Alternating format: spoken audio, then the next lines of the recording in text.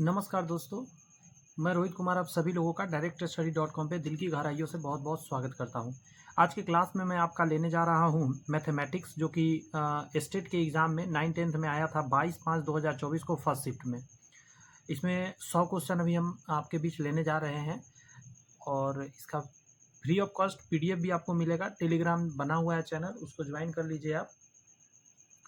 उस पर आपको फ्री ऑफ कॉस्ट सारे आपको इसके PDF जो होते हैं दे दिए जाते हैं। इसका प्लेलिस्ट भी बना हुआ है, वहाँ पे अदर सेट बहुत सारे मैंने करा दिया है। अगर वो सारे सेट भी आपने अभी तक नहीं देखा है तो सारे सेट जाके आप देख सकते हैं, प्रैक्टिस वहाँ से कर सकते हैं अभी तक। और 14 तारीख से स्टार्ट होने वाला है एग्ज़ाम स्टेट का। 2025 का मैं बात कर रहा हूँ, जो अक्टूबर में होने वाला है। इसके अलावा आगे भी कभी भी अगर आप भविष्य के लिए देख रहे हैं तो उसमें भी आपको काम आएगा, क्योंकि ये तो पुराना साल का क्वेश्चन है, तो सब दिन काम आएगा आपका। तो मैं शुरू करने जा रहा हूँ। आप चैनल सब्सक्राइब करके बेल आइकन प्रेस करके रख सकते हैं, ताकि आपको जो मैं लाइव आपके सामने बनाता हूँ क्वेश्चन आपको देखने को मिले। चलिए शुरू करते हैं। पहला क्वेश्चन कह रहा है, निम्नलिखित में से कौन शांत दशमलव में परिवर्तनशील है, यानी कौन शांत दशमलव होगा।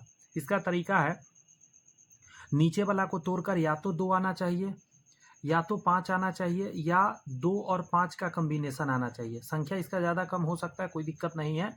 जब आप देखेंगे इसमें 11 भी आएगा, इसमें 3 आएगा और इसमें 7 है, तो ये तीनों कभी भी नहीं हो सकता शांत दशमलव। इसमें सिर्फ 2 है नीचे में। 8 को तोड़िएगा तो 3 को 2 आएगा, यानी कि 2 है सिर्फ, तो ये शांत होगा। एक अपरिमेय संख्या के लिए निम्नलिखित में से कौन सत्य है कौन सा संख्या? अपरिमेय संख्या। दशमलव रूप शांत होता है, अपरिमेय संख्या का दशमलव रूप शांत नहीं होता, ये गलत है। दशमलव रूप अशांत आवर्ती होता है, अशांत होता है और अनावर्ती होता है, मतलब ये रिपीट नहीं करता। आवर्ती का मतलब रिपीट,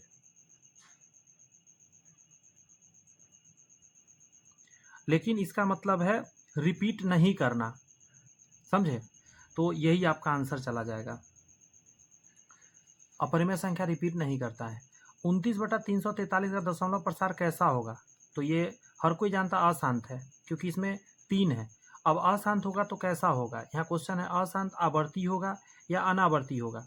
तो आपको एक चीज़ समझना पड़ेगा, अशांत आवर्ती हो जाएगा, अशांत होगा और इसका क्या होगा? रिपीट कर जाएगा। अगर 2 और 5 रहता है नीचे में, बात समझ में आया? तो वो शांत होता है, लेकिन 2 5 के अलावा आएगा तो अशांत आवर्ती मारिएगा। तो ये तो कुछ और चीज़ें हैं 2 5 के अलावा।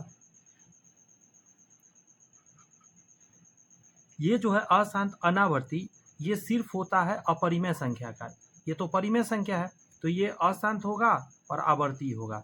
अशांत अनावर्ती सिर्फ अपरिमेय संख्या के होता है।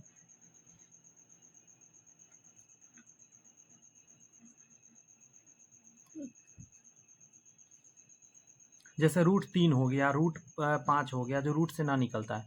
दो संख्या a और 18 का लसा इतना है और मौसा इतना है, तो a निकालिए। आपको पता होना चाहिए, फार्मूला होता है लसा गुने मौसा, होता है एलसीएम गुना एचसीएफ बराबर फर्स्ट नंबर गुना सेकेंड नंबर होता है। अब वैल्यू डाल दीजिए। एक आपका दिया हुआ है एलसीएम 36 और एचसीएफ 2, और पहला नंबर a है और दूसरा नंबर 18 है। 18 दूनी 36, 2 दूनी 4, आपका आंसर आ जाएगा। नेक्स्ट है, 0 और 50 के बीच विषम संख्याओं की संख्या है। कितना विषम संख्या की संख्या? 0 से 50 तक कितना विषम संख्या होगा? तो आधा विषम संख्या होगा। 50 का आधा कितना हो जाएगा? 25। बात कुछ समझ में आया? आधा सम संख्या होगा, आधा विषम संख्या होगा। नेक्स्ट है 2 के पावर 3 और 2 के पावर 3, ये तो कट जाएगा। 1/5 के पावर 2 आएगा, तो 1/5 के पावर 2 मतलब नीचे आ जाएगा 25। तो 4 से ऊपर नीचे गुना कर दीजिएगा, तो 4 बटा नीचे आ जाएगा आपका 100। तो 2 अंक बाद दशमलव दीजिएगा, तो आपका आंसर क्या आ जाएगा? 0.04। जो शब्द बोला हूँ, अगर आपने नहीं सुना है सही से तो पीछे करके सुन लीजिए, बहुत तरीका अच्छा से बताया हूँ। आगे रहा, यदि दो धनात्मक पूर्णांक c और d है, जिसमें c बड़ा है d से, तो इसका HCF क्या होगा? r का मान यदि 0 हो, तो हम जानते हैं r का मान 0 का मतलब क्या है? आपसे पूछ रहा है, तो धनात्मक c और d है, और आपको तो d से आप भाग लगाएंगे c में, कुछ इस तरीका के चलेगा। नीचे कह रहा है आपका क्या बचेगा? r बराबर 0। तो समझ में आ रही है बात? तो इसका जो मसा आएगा वो d ही आएगा। क्यों आएगा d? क्योंकि इससे ये कट जाएगा। रिमाइंडर जब कुछ बचेगा ही नहीं तो फिर आगे प्रोसेस जाएगा ही नहीं। रिमाइंडर जी कुछ तो बचना चाहिए। यहाँ बोल रहा रिमाइंडर नहीं बचेगा, स्टार लगा देता हूँ।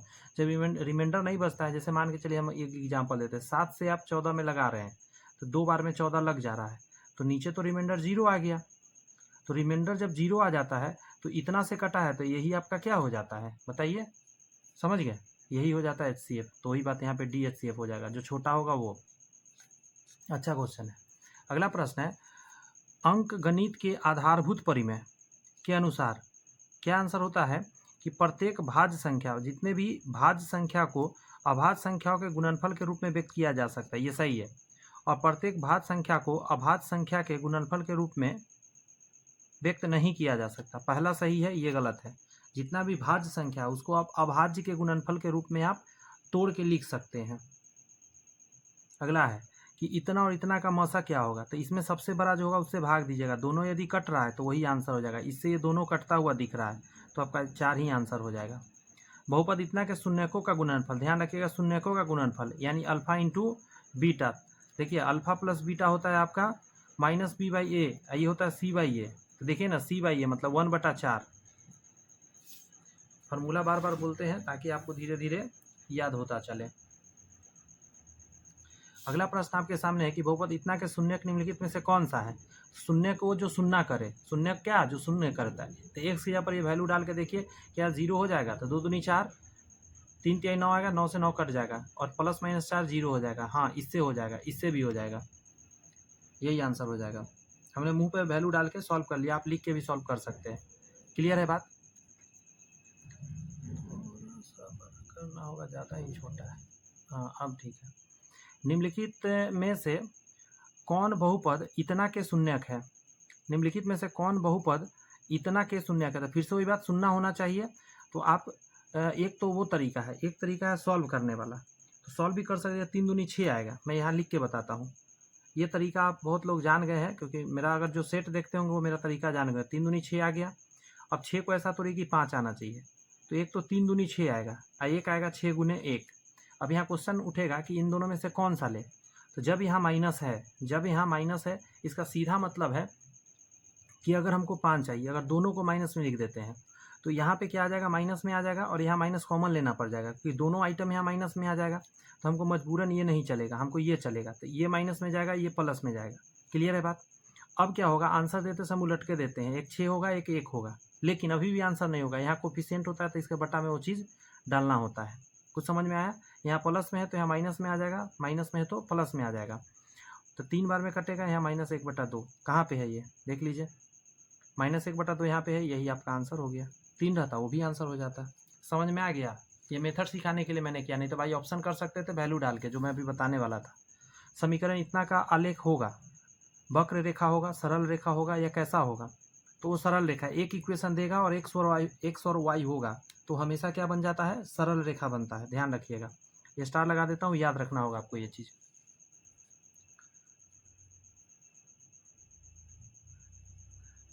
आगे आपके सामने कि यदि दो संख्याओं का योग 35 और उसका अंतर 13 है तो दोनों संख्या क्या है। देखिए ये 35 पूर रहा था, हाँ ये आंसर हो सकता है।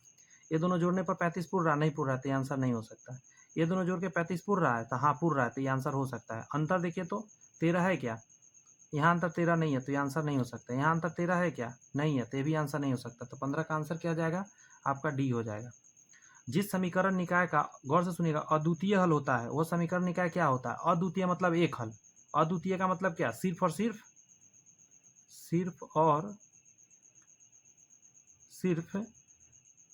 एक हल, सिर्फ और सिर्फ एक हल।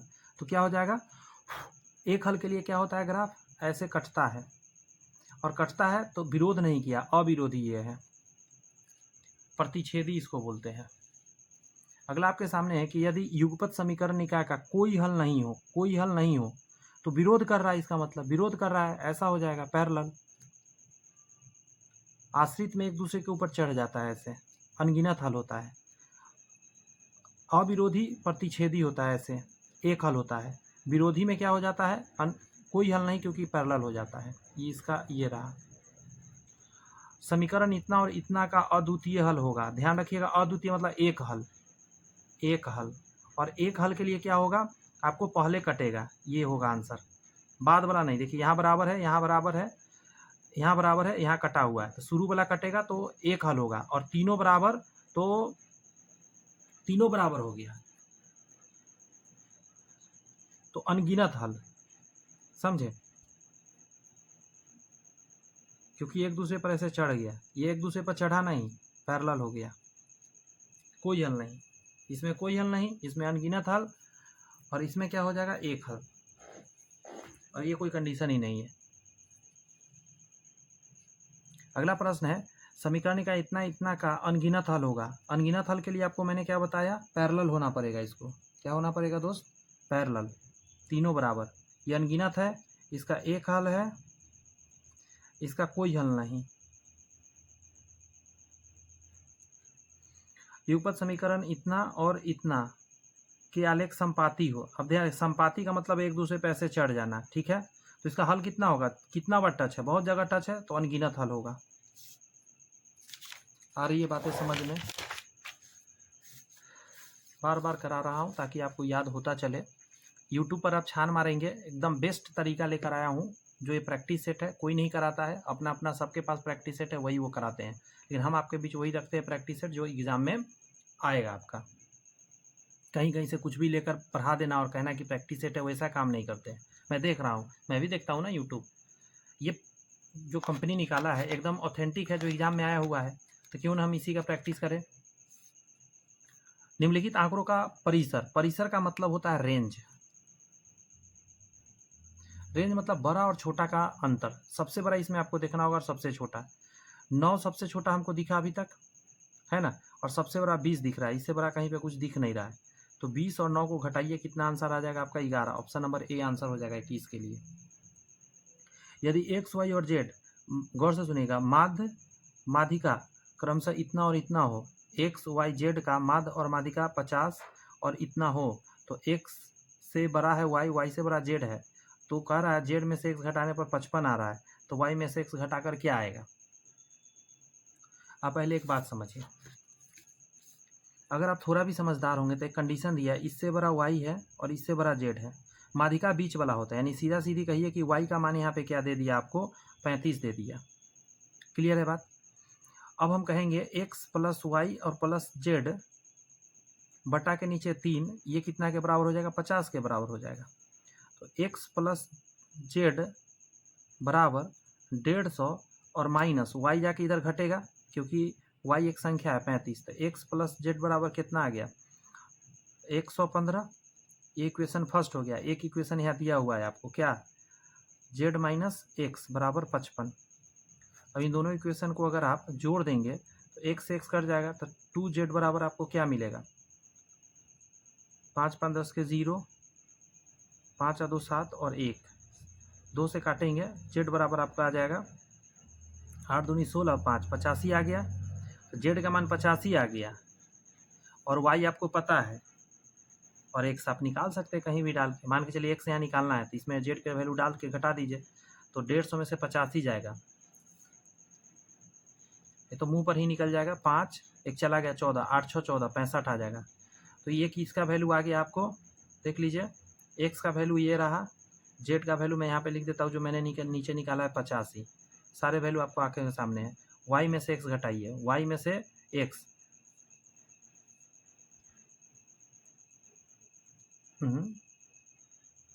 वाई में से एक्स, अच्छा यहाँ पे ये निकालने के बाद, एक मिनट रुक जाइए, ये वैल्यू क्यों बदल गया जी, अगर बीच वाला अगर हम 35 मान रहे हैं वाई, नहीं नहीं नहीं, अच्छा हाँ रुक जाइए, माध्यिका बीच वाला होता है, तो ये 35 है, तो एक्स छोटा आना चाहिए था, आया नहीं छोटा, 10, एक मिनट, 10 में से 5 गया 5, 8 6 14, 65 आ रहा है। लगता है मैंने कहीं थोड़ा बहुत गलती कर दिया है, आपको पता है, फिर से एक बार करें क्या, आपका भी रिवीजन हो जाएगा, एक बार और करते हैं, ठीक है दोस्त। अच्छा क्वेश्चन लगा होगा ना। देखिए हम फिर से एक बार लिख देते हैं क्या क्या दिया है। सबसे पहले एक्स का है, उसके बाद वाई का है, उसके बाद जेड का है। माध्यिका बीच वाला होता है, तो हम जान गए वाई का मान 35 हो गया। हमको निकालना क्या है, वाई में से एक्स घटाना है। तो हम तीनों लिखते हैं x plus y plus z बटा 3 बराबर हो जाएगा आपका 50, क्योंकि ये माध्य है तो 150 आ जाएगा। इसको काट के मैं 150 कर देता हूँ। इसके जगह पर 35 होगा, 35 जाके घटेगा तो एक्स प्लस जेड बराबर आपको 35 घटेगा, तो यहाँ 5 आ जाएगा, ये आ जाएगा 1 और 1, 115 आ गया। अब हम क्या करेंगे, इसके नीचे हम लिख लेंगे ये वाला जेड माइनस एक्स बराबर 55। अगर हम इसको सॉल्व करेंगे, एक्स से एक्स कट गया तो 2z बराबर आ जाएगा कितना, 0, 5 आ 2 7 और 1, उतना ही आ रहा है। तो जेड बराबर कितना आ गया, 8 दूनी 16, 85 ही आ रहा है। बात को समझ में आ रहा है। जेड का मान 85 आ गया, वाई का मान हमको पता है 35। अगर हम इस 85 को हम यहाँ डालते हैं तो जाके घटेगा। बात समझ में आ रही है। तो एक्स का मान कितना आ जाएगा, 115 माइनस 50, अच्छा गलती कर दिया था मैं, 115 माइनस 85 होगा तो 30 आ जाएगा आपको। तो यहाँ 30 आ गया एक्स का मान। अब हमको निकालना है, निकाल लेंगे। वाई माइनस क्या निकालना है, एक्स। तो वाई का मान कितना हो जाएगा 35 और इसका मान 30, तो फाइनली 5 आएगा। है ना, मिस्टेक हो गया था थोड़ा बहुत, लेकिन हाँ मज़ा आया होगा आपको ये समझ के। बहुत लोग इसको छोड़ ही देगा, नहीं जिसको पता रहेगा। कह रहा है प्रथम एन प्राकृतिक विषम संख्याओं का माध्य निकालना है, तो पता है एन होगा। अब कहिएगा ऐसे कैसे आप कह दिए सर। देखिए सम जो होता है, योग विषम संख्या का, इस चीज़ का योग होता है एन स्क्वायर। तो माध्य निकालने का तरीका क्या होता है, एन स्क्वायर ये तो योग है, इसमें संख्या से भाग देंगे, इससे कट जाएगा, तो फाइनली क्या आएगा, एन आएगा कि नहीं आएगा। अगला देखिए, बहुपद इतना का 1 0 3 है तो पी का मान, तो इस 3 को इसमें पुट कर दीजिए, तो 3 3 9 हो जाएगा और यहाँ 3p हो जाएगा। तो 9 और प्लस 3p और प्लस 12 बराबर में 0 लिखना पड़ेगा। तो 12 9 21 उधर चला जाएगा, तो 3p बराबर क्या हो जाएगा, माइनस 21। तो p बराबर 7 या 21, तो माइनस 7। तो आंसर क्या होगा, ऑप्शन नंबर सी हो जाएगा, माइनस 7। कितना देर लगा है, 17 मिनट लगा है, 24-25 क्वेश्चन हो चुका है। देखिए रैखिक समीकरण इतना और इतना द्वारा संतुष्ट होंगे। कितने रैखिक समीकरण जो होगा इतना से अनंत। समीकरण का कोई वो थोड़े ही ना है कि कितना होगा, जब दो वैल्यू पता हो तो इससे अनंत जो है समीकरण सेटिस्फाई हो सकता है। ये आंसर बहुत का आ सकता है। किसी रैखिक समीकरण का हल इतना इतना इतना हो तो रैखिक समीकरण का रूप क्या होगा। रैखिक समीकरण को आपने हल किया है, आपको ये वैल्यू मिला है, ये मिला है और ये मिला है, तो कह रहा है रैखिक समीकरण का रूप क्या हो सकता है। आप देखिए ना कि कहाँ सेटिस्फाई हो रहा है। आप यहाँ देखिए, यहाँ पे डालिएगा एक्स यहाँ पर तो +2 आएगा और यहाँ 2, तो बराबर हो गया, इसको सेटिस्फाई किया, 0 0 सेटिस्फाई किया। अब इसको करिए, अब जैसे ही यहाँ पे 2 डालते हैं तो -2 और इधर -2, यही तो सेटिस्फाई हो रहा है पहला नंबर। कुछ समझ में आया, वैल्यू डालकर हम चेक कर लेंगे फटाफट। आगे आपका समीकरण y बराबर -4 को किस रूप में लिखा जा सकता है। तो जब भी ऐसा लिखना हो तो x वाला, देखिए आप समझिएगा ये कांस्टेंट टर्म है, तो जब इस तरफ लाइएगा तो क्या आ जाएगा आपका, y -4 बराबर 0। तो आप क्या लिख सकते हैं, y और प्लस 0x लिखेंगे और -4 बराबर 0, कुछ इस तरीका का होने वाला है। तो -4 सब में है, ये दोनों नहीं हो सकता आंसर, क्योंकि माइनस में नहीं है, सॉरी प्लस में आएगा। इस तरफ एक मिनट, इस तरफ आके प्लस होगा, प्लस वाला आंसर होगा, ये नहीं हो सकता आंसर, इन दोनों में से ही कोई होगा। अब देखिए y के पहले 0 नहीं हो सकता, y के पहले कोई वैल्यू होगा, x के पहले 0, तो ऑप्शन नंबर ए आंसर होगा। कुछ समझ में आया क्यों। रैखिक समीकरण इतना और इतना का आलेख निरूपण क्या प्रदर्शित करेंगे। तो इसको जानने के लिए आप आलेख बना सकते हैं या डायरेक्ट भी निकाल सकते हैं। कैसे निकालिएगा, इसका कोफिशिएंट x का 1 है और यहाँ x का कोफिशिएंट 2 है, यहाँ पे y का कोफिशिएंट 2 है और यहाँ y का कोफिशिएंट 4 है, यहाँ पे कांस्टेंट टर्म 3 है और यहाँ कांस्टेंट टर्म 7 है। आप जब देखेंगे तो ये कट के बराबर आ रहा है, 1/2 1/2, तो यहाँ बराबर और यहाँ बराबर नहीं। ऐसा होने पर कोई हल नहीं, ऐसा होने कंडीशन होने पर कोई हल नहीं होता है। मैंने आपको बताया है a1/a2 बराबर होगा b1/b2 और बराबर नहीं है c1/c2। क्लियर हो गई बात है। तो कोई हल नहीं। अब कोई हल नहीं होने का मतलब क्या होता है पता है, पैरेलल हो जाना, तो इसको क्या बोलते हैं, समांतर हो जाना। तो ऑप्शन नंबर ए आंसर हो जाएगा, क्योंकि टच ही नहीं कर रहा है तो कोई हल निकलेगा ही नहीं। सारी बातें मैं यहाँ समझाने की कोशिश कर रहे हैं। फिर देखिए, यदि इतना प्लस इतना बराबर इतना हो तो एक्स का मान।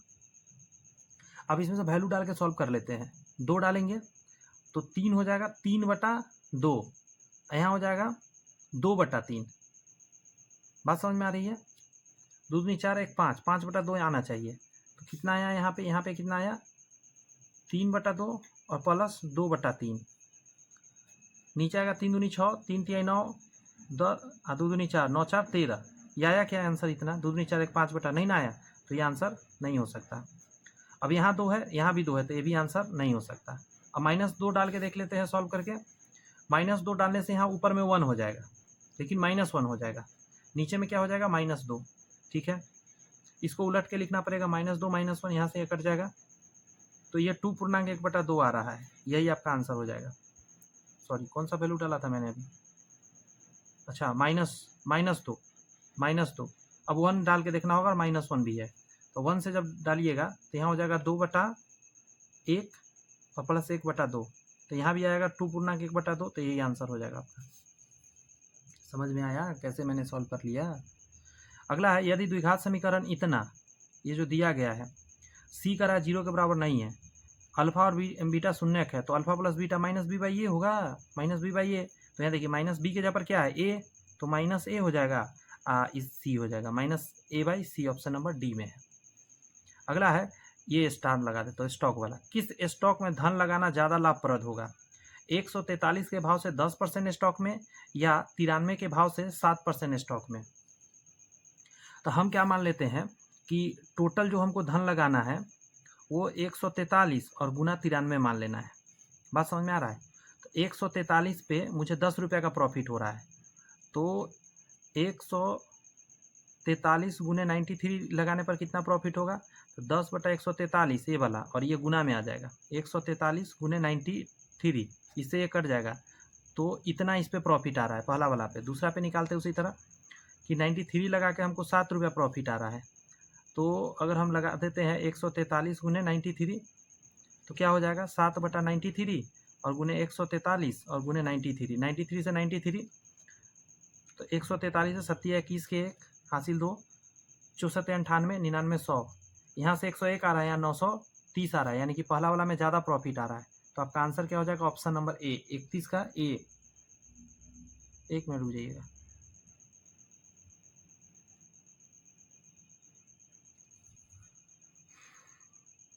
कुछ गलती कर रहा हूँ लगता है।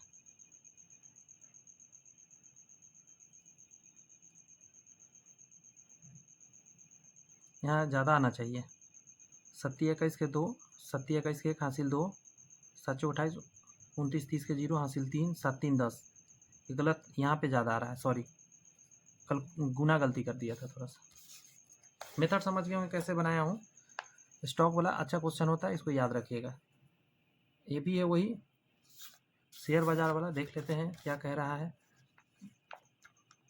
कह रहा है एक आदमी 20 रुपये प्रति शेयर में 2000 रुपये पूंजी लगाता है, तो कितना शेयर मिलेगा? शेयर जानते हैं कितना में? शेयर का संख्या अगर निकालना हो तो 20 से भाग देंगे, 100 शेयर उसको मिलेगा। यदि उसका मूल्य इतना प्रति शेयर पर वह बेच देता है, तो गुना कर दीजिए ना, टोटल कॉस्ट कितना आएगा? 22.50, तो कितना आ जाएगा? 2 इतना में सेल हो गया, तो उसका लाभ कितना होगा? तो खुद सोचिए ना, 2000 का सामान था, इतना में बेच दिया, तो 250 रुपया का लाभ हुआ कितना पर? 2000 पे। गुने 100 कर दीजिए, 2 0 से 2 0, 1 0 से 1 0, 2 से काटेंगे 12.5। 1 मिनट, सॉरी, लाभ पूछा है तो 250 ही हो जाएगा, परसेंट में नहीं पूछा है, 250 आंसर हो जाएगा। मुझे लगता है आपको ये बात समझ में आ गया है। मज़ा आ रहा है कि नहीं? ईमानदारी बताइएगा। ऐसा कहीं मिल रहा है क्या आपको? एकदम लाइव आपके सामने हर एक क्वेश्चन बना के दिखाना। अगर मिल रहा है, अच्छा लग रहा है, तो आप फॉलो कर सकते हैं, यानी कि चैनल सब्सक्राइब कर सकते हैं। क्योंकि मेरे मन में बहुत दिली इच्छा है, मैं बोर्ड पे भी नहीं पढ़ा पा रहा हूँ, क्योंकि अभी मैं स्टेबल नहीं हूँ। बहुत जल्द स्टेबल होते ही मैं आपके बीच रहूँगा, डिजिटल बोर्ड के साथ आराम से बोर्ड पे पढ़ाता हुआ, लाइव आपको दिखता रहेगा मेरा चेहरा वेहरा सब कुछ। अभी तो मैं ऐसे लिख के पढ़ाता हूँ, इसलिए मुझे पता है कि अभी वैल्यू कम मिलता है, बच्चे कम देखते हैं। बट जो जान गए हैं कि हाँ सर का कंटेंट में दम है, हम देखते हैं, वो बच्चे एकदम मैसेज करते हैं, कोई भी चीज़ उनको नीड होता है वो कहते हैं। जैसे पूर्वावलोकन जो घटना चक्र है, बहुत सारे बच्चे उसके लिए बोले थे, मैंने वो भी ले आया है, उसका एक पार्ट डाल दिया हूँ, लेकिन स्टेट वाला का भी ज़्यादा ज़रूरत है, इसीलिए मैं इसको करा रहा हूँ। जैसे ही 2-4 दिन इसको करा दूँगा, उसके बाद मैं फिर उसको करा दूँगा कंप्लीट। उसमें फिजिक्स, केमिस्ट्री, बायोलॉजी मैं करा दिया हूँ, साथ में एक पार्ट आ चुका है मैथ का, 2 पार्ट मैथ का और अभी आना बचा हुआ है। उसके अलावा सारे सब्जेक्ट उसका कंप्लीट करा रहा हूँ। देखिए, 2 साझेदार हैं, ए और बी द्वारा निवेश पूंजी का अनुपात इतना है तथा उसके लाभांशों का अनुपात इतना है। यदि ए ने अपनी पूंजी 8 माह के लिए निवेश किया, देखिए आप समझिए ज़रा, एक का 11 है, एक का 12 है, ये 8 महीना के लिए लगाया है, तो बी ने अपनी पूंजी निवेश किया है, तो मान के चलिए एक समय के लिए लगाया है, तो यहाँ से 88 और यहाँ से 12x, कटने वाला को काट दिया जाए, 6x 44, यहाँ से 22, यहाँ से 3x, ये रेशियो आ जाएगा फाइनली। तो ये जो रेशियो आया 22/3x, ये किसके बराबर हो जाना चाहिए था? इसके बराबर, 2/3 के, 3 से 3 कट गया 11 बार में, तो x का मान कितना आ गया? 11, मतलब वो 11 महीना के लिए पैसा लगाया है। स्टार लगा देता हूँ, अच्छा क्वेश्चन है। आगे आपके बीच आंसर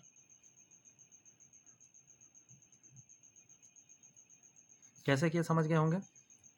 आगे आइए, कह रहा है कि किसी घड़ी का अंकित मूल्य मार्केट प्राइस इतना है, एक फुटकर विक्रेता उसे 2 क्रमिक बट्टा देता है पर उसे इतना में खरीदता है, जिसमें से एक बट्टा इतना था, दूसरा कैसे होगा? देखिए,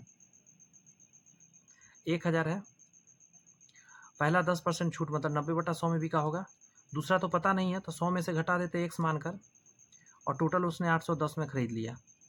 पहले तो 1 जीरो से 1 जीरो काट देता हूँ, 2 जीरो से 2 जीरो काट देता हूँ, 1 जीरो से 1 जीरो काट देते हैं, 99 81 9 बार में कटेगा, ये 90 हो जाएगा, तो 90 आके घटेगा 10 और एक उधर जाके प्लस हो जाएगा, मतलब 10% का उसको क्या हो रहा है? दूसरा छूट रहा होगा। अगला है कि किसी राशि पर 4% ब्याज की दर से, किसी राशि पर 4% ब्याज की दर से 2 वर्षों में चक्रवृद्धि ब्याज और साधारण ब्याज का अंतर इतना है। बेहतरीन क्वेश्चन। रेट आपके सामने कितना है? तो 4%।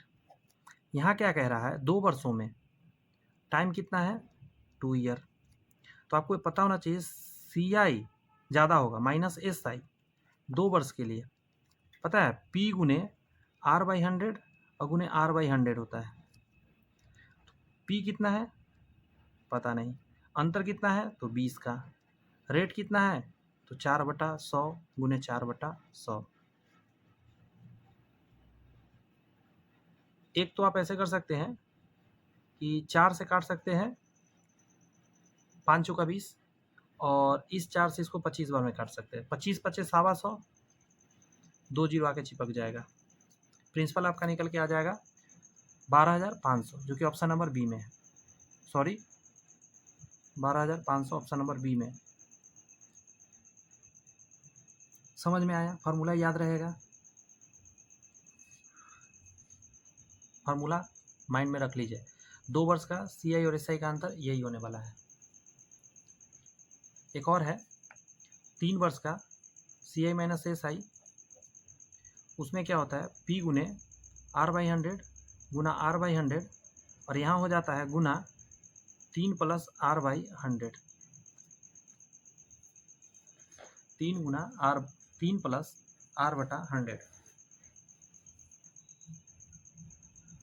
याद रखने का तरीका क्या है कि जो 2 वर्ष का होता है उतना तो लिखना ही है, तीसरा वर्ष में हम जा रहे हैं, इसीलिए यहाँ पे 3 है ना, तो 3 लिख के और सेम चीज़ एक बार R/100 कर देते हैं। क्वेश्चन नंबर अगला कह रहा है कि एक रेफ्रिजरेटर 2 वर्ष पूर्व, 2 साल पहले ही, जिसे 12% प्रति वर्ष की दर से अवमूल्यन होने के पश्चात वर्तमान मूल्य इतना है, कितने रुपए में खरीदा गया था?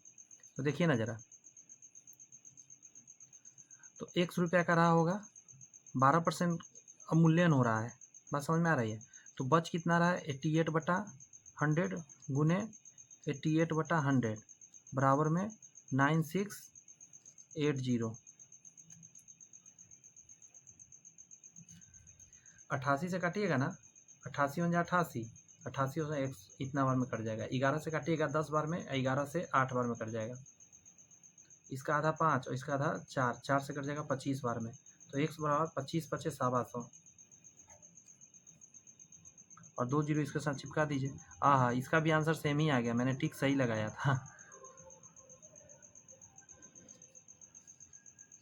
अगला आपके सामने कह रहा है कि एक रेफ्रिजरेटर 12,000 के नकद मूल्य, समझे, एक रेफ्रिजरेटर 12,000 के नकद मूल्य अथवा 3600 के तुरंत, हो बहुत अच्छा क्वेश्चन आ गया।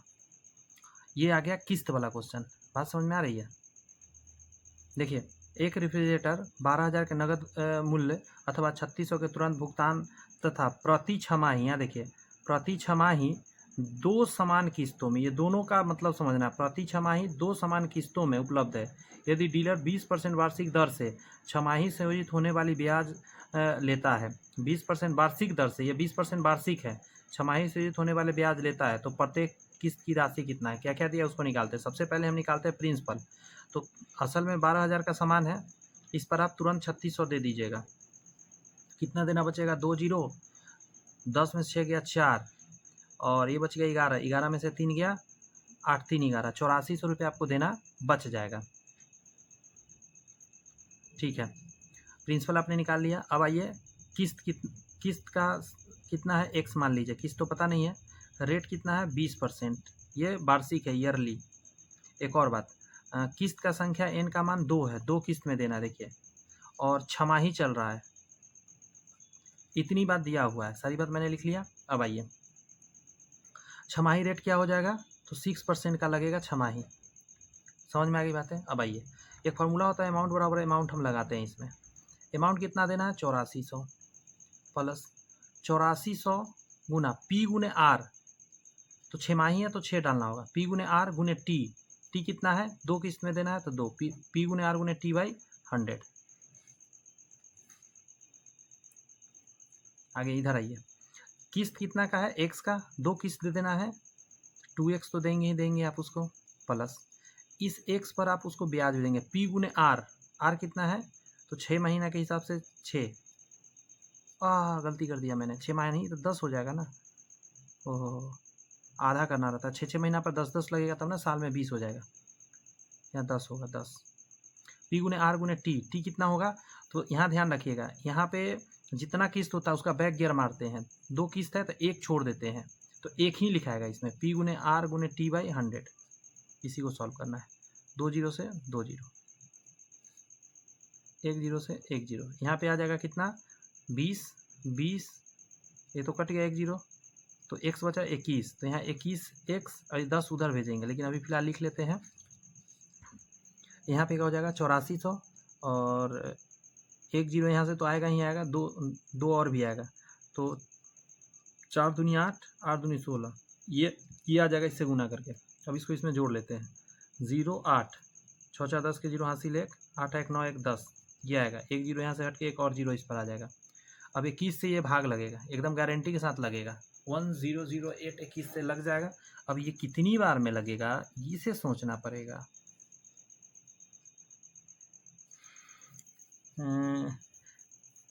105 नहीं, कितना बार में लगेगा, 21 चौक लगाना होगा, 4 से समथिंग आएगा, पहले तो 4 से लगेगा, 21 चौक 84, यहाँ लिखते हैं 84, 4 बार में लग रहा है, 21 चौक 84, कितना निकल के आ जाएगा, नीचे 6 आ जाएगा, और यहाँ 1 आ जाएगा, और 8 आ जाएगा। अब देखिए तो 8 बार में लग जाएगा, 4800 आंसर आ गया, आया कि नहीं है, कर गया। ऑप्शन नंबर ए। बताइए, किस्त वाला हमको पता है, लमसम बच्चा का प्रॉब्लम किस्त वाला है, और यहाँ पे मेरे पास एकदम रामबान इलाज है इसका। सॉरी, वीडियो कट गया था, मैं फिर से स्टार्ट करना पड़ रहा है, कोई नहीं, मैं इसको फिर से एक बार बता देता हूँ, समझिएगा ज़रा ये क्वेश्चन को। ये क्या कह रहा है, एक दुकानदार द्वारा एक स्कूटर 11,000 के तुरंत भुगतान के पश्चात 6,250 की 2 समान वार्षिक किस्तों में बेचा गया है। ध्यान रखिएगा, 2 समान वार्षिक में मतलब सालाना किस्त लग रहा है, यदि ब्याज 25% वार्षिक दर से प्रति वर्ष संयोजित होती है, शब्द पर ध्यान दीजिएगा, प्रति वर्ष संयोजित होना, तो स्कूटर का नगद मूल्य आपको पता है, प्रति वर्ष संयोजित होने का मतलब क्या है, ये चक्रवृद्धि ब्याज है, समझे, कंपाउंड इंटरेस्ट है, CI है, इसको समझना पड़ेगा। तो इसको सिंपल इंटरेस्ट के फार्मूला से नहीं बना सकते आप, इसको बनाना होगा कंपाउंड इंटरेस्ट के हिसाब से। तो आइए समझते हैं, एक बात बताइए, शुरू में आपने 11,000 दिया प्लस फर्स्ट ईयर के अंत में देंगे आप कुछ चीज़ और फिर सेकेंड ईयर के अंत में देंगे कि 2 किस्त है। तो मान के चलिए पहला किस्त है, ये किस्त रिटर्न किए होंगे आप, तो मान के चलिए कुछ पैसा रहा होगा आपके पास, इतना पैसा आपने कर्ज रहा होगा, फिर 1 प्लस R/100 और पावर में 1 हो जाएगा, क्योंकि 1 साल के अंत में ये आपने रिटर्न किया होगा। तो 6,250 बराबर x, कितना पैसा लिया पता नहीं, ये कौन सा फॉर्मूला लगा, a बराबर p into 1 plus R/100 power में t, उसी को लगाया हूँ मैं। तो 1 प्लस रेट कितना है आपको 25/100 है, पावर में 1 है। यहाँ से आ जाएगा 4 बार में, तो 4 1 5 आ जाएगा। तो यहाँ क्या आ जाएगा पता है, x गुने 5/4, यहाँ है 62%, 5 से काटेंगे, 5 × 5, 5 दूनी 10, 50 25 0, 4 से गुना कर देंगे तो कितना आ जाएगा 12×4 = 48 और 200, 5,000 आ जाएगा यहाँ से। मतलब 5,000 रुपया रहा होगा, तो उसका किस्त बनकर कितना आपने 1 साल बाद लौटाया होगा, इतना। अब यही चीज़ दूसरा साल के अंत में भी लौटाए होंगे कि दोनों समान किस्त है, तो सेम अब निकलेगा, लेकिन इस बार निकलेगा ऐसे, 1 रुपया रहा होगा 1 प्लस 25/100, लेकिन पावर में इस बार 2 होगा, 2 साल का इस पर चक्रवृद्धि ब्याज लगा होगा। अब निकालिए यहाँ पे, तो x गुने क्या आ जाएगा 5/4 गुने 5/4 इस बार आएगा। 5 से काटने पर ये आया था 1250, अब फिर से 5 से काटेंगे तो 5 दूनी 10, 50 25, 250 आएगा। 4 चौक 16 से गुना करिएगा तो 9,000, 1 मिनट, 4,000 आ जाएगा, 4,000 बराबर x। तो दो वैल्यू आपने निकाल लिया। तो टोटल आपको निकालना क्या था, नकद स्कूटी का मूल्य, तो कितना हो जाएगा 4,000, 5,000 और शुरू में आपने 11,000 दिया था, तो एक हो जाएगा 5,000, एक हो जाएगा 4,000, टोटल कितना आ गया 9 और 11, 20,000 रुपया टोटल हो गया। ऑप्शन नंबर ए आंसर हो गया। इसको ऐसे बनाना पड़ेगा। ऊपर वाला जो मैं मेथड बताया था वो साधारण ब्याज पर था, बात समझ में है। इसमें लिखा हुआ था प्रति वर्ष संयोजित हो जाता, मतलब ऐड हो जाता है, तो इस चीज़ को समझना था, इसी पर ध्यान देना था। वरना इसको सिंपल इंटरेस्ट के तरीका से उससे बनाएगा तो नहीं बनेगा, इसको बनाना होगा इस मेथड से। सिंपल इंटरेस्ट पर बनाइएगा ना तो ये कुछ और भी वैल्यू आ जाएगा, ये 20,375 के करीब आपको मिलेगा। इस प्रश्न को बताइए, कह रहा है कि किस अक्ष पर स्थित बिंदु का निर्देशांक x, 0 है। तो आप कॉमन सेंस लगाइए ना, मान के चलिए ऐसे है तो x का वैल्यू होना चाहिए, तो यहाँ पे होगा तो x का वैल्यू होगा और y 0 होगा, क्योंकि y का वैल्यू यहाँ 0 होता है, 0 के सामने है।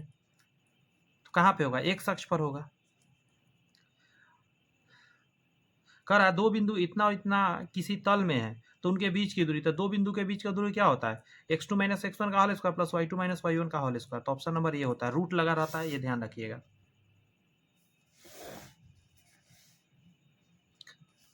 ये प्रश्न कह रहा है जी, बिंदु इतना और इतना के बीच की दूरी 5 मात्रा रखता है, x का मान, तो सेम फार्मूला लगा के नहीं निकलेगा, निकल जाएगा ना। इसके बराबर कितना डालिएगा 5, और यहाँ डालिएगा देखिए x - 3 का होल स्क्वायर प्लस -1 - 2 का होल स्क्वायर। तो देखिए यहाँ हो जाएगा x स्क्वायर प्लस 3 तिहाई 9 और प्लस 3 दूनी 6, सॉरी -3 दूनी 6x। इसका हम a - b का होल स्क्वायर तोड़ दिए, यहाँ 2 1 3 का होल स्क्वायर, 3 तिहाई 9, ये स्क्वायर इधर से हटेगा तो इधर वर्ग चलेगा तो 25, ये जाके घटेगा तो 16 आ जाएगा। एक और 9 है, ये भी 9 जाके घटेगा, 9 7 16, तो 7 आ जाएगा। x स्क्वायर -6x इधर लगेगा -7 बराबर 0। अब 7 को तोड़िए, 7 गुने 1, ठीक है, आपको लगाना है माइनस में, तो इसको माइनस में रखिए, इसको प्लस में रखिए। आंसर देते समय पलट के देना होता है, 7 और -1,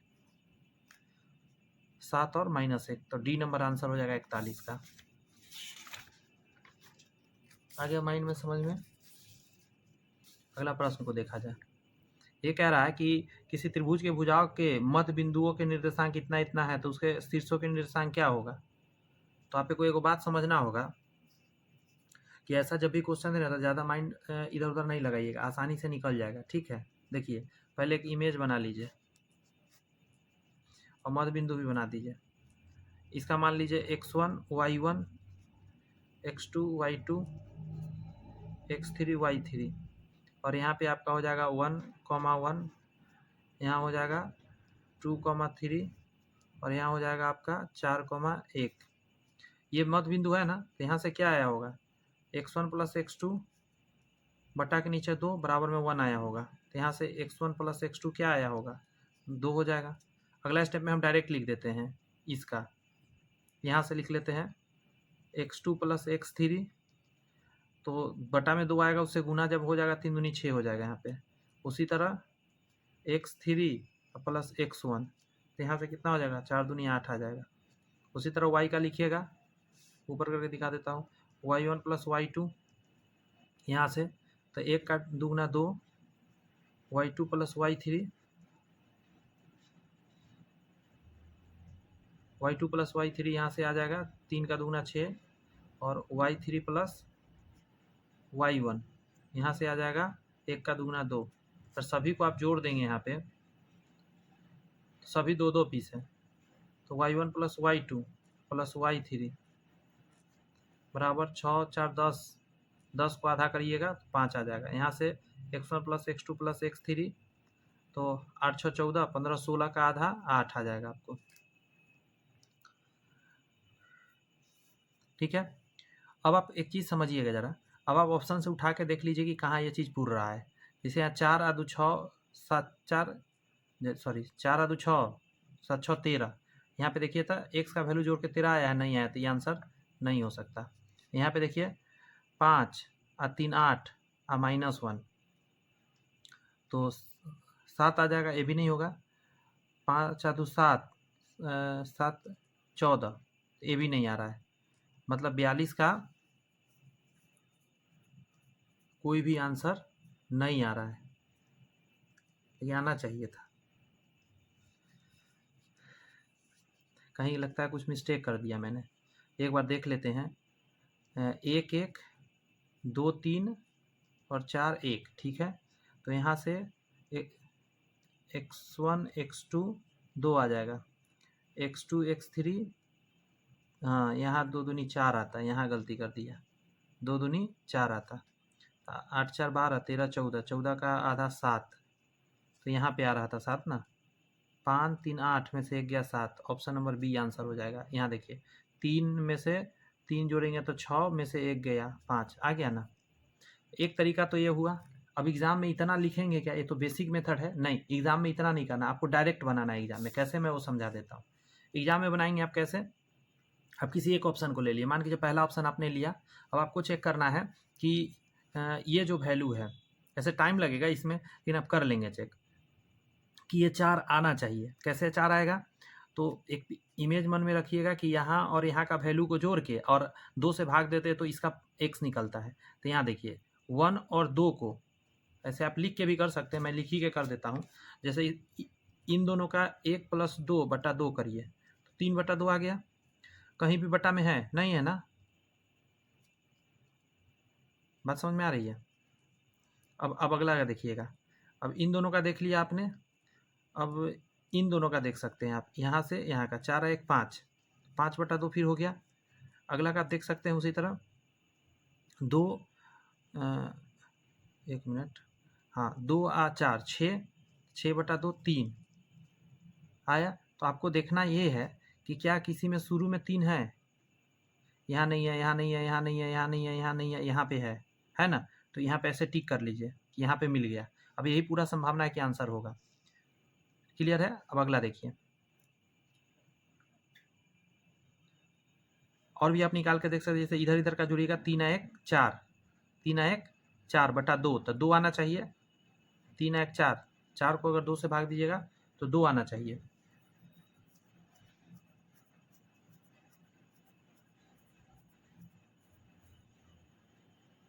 सॉरी मैं गलत बता रहा था, माफ़ी चाहता हूँ। ये जो मेथड मैं बता रहा था ये बहुत अच्छा मेथड है, एक बार बता देता हूँ, थोड़ा उल्टा मैं कर रहा था। ये मध्य बिंदु का दिया हुआ है ना, तो मध्य बिंदु पर इसको लिख लीजिए।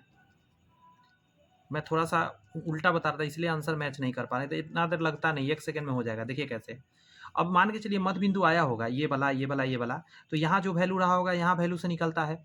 इसका x1 और यहाँ से x2 को जोड़ के 2 से भाग दे के आता है, तो ये तीनों वैल्यू होगा यहीं कहीं शीर्ष का होगा। तो अगर हम इसमें से इसको मान लेते हैं x1, इसको x2, तो इन दोनों को जोड़ लेते हैं, 4 2 6, 6 को आधा 3, तो हमको 3 कहीं आना चाहिए शुरू में। कुछ समझ में आ रहा है? फिर से एक बार बोलता हूँ, 4 और 2 6, 6 के बटा में 3 आएगा, मतलब 4 और 2 6 के बटा में 2 डालेंगे तो 3 आएगा। 3 कहीं पे है? नहीं है, तो ये आंसर हो ही नहीं सकता। अब एक भी नहीं है तो छोड़ दीजिए अब इसको। इसमें आइए, जैसे यहाँ 5 है, यहाँ 3 है, तो 5 3 8, आधा करेंगे तो 4 आया। ठीक है, अब 4 इसमें से देखिए कहीं पे है शुरू वाला में, तो है यहाँ पे। अब आगे देखिएगा, इस 3 और -1 से देखिए, 3 और -1 से जब आप चेक करिएगा तो कितना आएगा? 2। 2 के बटा में 2 डालिएगा तो 1 आएगा। देखिए कहीं स्टार्टिंग में 1 है तो यहाँ पे है। अब इसका इससे देखिए 5 में -3 -1 होगा, इस 5 में -1 होगा तो 4 आएगा। 4 को 2 से भाग दिया 2 आएगा। 2 यहाँ पे आप देखिए है, समझ गए ना? ऐसे करके निकाल लीजिएगा। उसी तरह आगे भी देखना है आपको, तो अगला का देख सकते हैं। जैसे 3 का -1 से आप चेक कर सकते हैं। जैसे 5 का इधर किए थे तब 3 का -1 से 2 आएगा, और 2 के बटा में 2 तो 1 आना चाहिए। तो इधर में देखिए यहाँ 1 है, किसी न किसी में मैच आपका करता रहेगा। इसमें भी 1 है तो आगे और भी 1 आएगा। समझ में आया बात? ऐसे करके मुंह पे निकाल लीजिएगा एग्जाम में।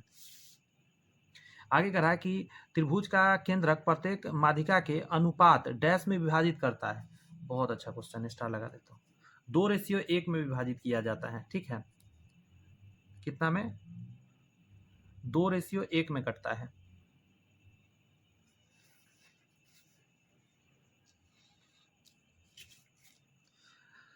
केंद्रक जो होता है वो माध्यिका को 2:1 में काटता है।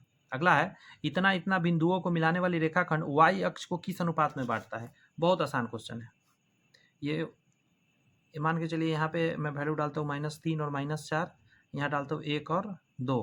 अब एक मान के चलिए y अक्ष है, ये कितना में कटेगा? तो y अक्ष पर कटा है तो ये इसका मतलब y का वैल्यू होगा, x का 0, y का कुछ वैल्यू होगा। तो अनुपात जानना है तो यहाँ से देखिए कैसे निकलेगा। m अनुपात n मान के चलिए कि काटा था, तो यहाँ से निकालते हैं। तो 0 के बराबर में इस 1 का इसमें गुना तो m प्लस -3 का इसमें गुना तो -3n बटा में m प्लस n। y वाला लेके नहीं चलिएगा क्योंकि नहीं बनेगा, x वाला लेकर मैं चलाऊँ इस तरफ से, क्योंकि 0 है तो निकल जाएगा यहाँ से। ये जाके 0 हो जाएगा तो क्या फाइनली आ जाएगा? m प्लस -3n बराबर 0, इधर आ जाएगा तो 3n बराबर m। तो n नीचे में आ जाएगा, तो ऐसे m/n माने है ना, तो इसको नीचे ले आइए तो इसके बटा में 1, 3:1 आंसर आ जाए, जो कि ऑप्शन नंबर सी में है। ध्यान रखिए गलती ना हो। तरीका बहुत है लेकिन हमने जो तरीका बताया सबसे बेस्ट और ईजी तरीका है। कंपटीशन में यही सब तरीका से जल्दी बनता है। आगे है, इतना और इतना बिंदुओं को मिलाने वाली रेखा का मध्य बिंदु।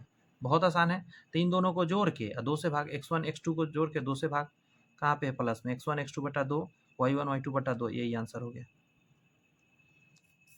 अगला है, कह रहा है कि यदि P रेखाखंड AB को k अनुपात 1 के अनुपात विभाजित करे तो P बिंदु का निर्देशांक डैश होगा यदि A का मान और B का मान इतना है। तो तरीका मैं बताया हूँ, एक बार मैं फिर बना देता हूँ। यहाँ मान के चलिए A है और यहाँ B है और बीच में कहीं पे कटा है P बिंदु। ये k/1 में कटा है और इसका x और y मुझे निकालना है। A का वैल्यू आपको दिया हुआ है x1 y1 और ये दिया हुआ है x2 y2। देखिए निकालने का तरीका, x बराबर लिखिएगा, इस x2 का इससे गुना करेगा तो kx2 प्लस इस x1 का इससे गुना करेगा तो x1, बटा के नीचे इन दोनों का जोड़ k प्लस 1। देखिए कहीं पे है ये x का मान, kx2 minus k, sorry plus होना चाहिए, kx2 प्लस kx1, ये भी नहीं होगा, kx2 प्लस x1 बटा के नीचे k प्लस 1। इसमें कोई नहीं आ रहा है, इसका डी आंसर देना पड़ेगा, समझे? kx2 प्लस x1 बटा k प्लस 1 कॉमा, यहाँ पे क्या आएगा पता है? जब y निकालिएगा तो देखिए x2 से इसमें गुना करेगा तो kx2 और प्लस y1 बटा के नीचे k प्लस 1, मतलब k y2 प्लस y1 बटा में k प्लस 1। समझे? आगे आ जाइए। बिंदु ए बी और -a -b के बीच की दूरी। तो तरीका क्या है कि चूंकि एक प्लस और एक माइनस में है तो क्या होगा मैं अभी आपको बताता हूँ फार्मूला से। एक सेकेंड दीजिए, जस्ट सेकेंड जी। देखिए हम फार्मूला जानते हैं, x2 माइनस x1 का होल स्क्वायर और प्लस y2 माइनस y1 का होल स्क्वायर। तो अब देखिएगा अगर मान के चलिए इस फॉर्मूला को मैं कर दूं x1 माइनस x2 और यहाँ y1 माइनस y2, तो इससे कोई गलती नहीं है। इससे क्या बेनिफिट मिलेगा, इसमें से इसको घटाएंगे तो असल में प्लस हो जाएगा और यहाँ भी वही हो जाएगा। तो 2a का होल स्क्वायर प्लस 2b का होल स्क्वायर, रूट के अंदर 2 कॉमन ले लीजिएगा, a square plus b square. फिलहाल तो ये होना, सॉरी यहाँ 4 आएगा तो 2 बाहर आ जाएगा। फिलहाल तो ये हो जाएगा। देखिए कहीं पे ऐसा है क्या, ऑप्शन नंबर बी में दिख रहा है क्या? बी नंबर आंसर हो गया 47 के लिए।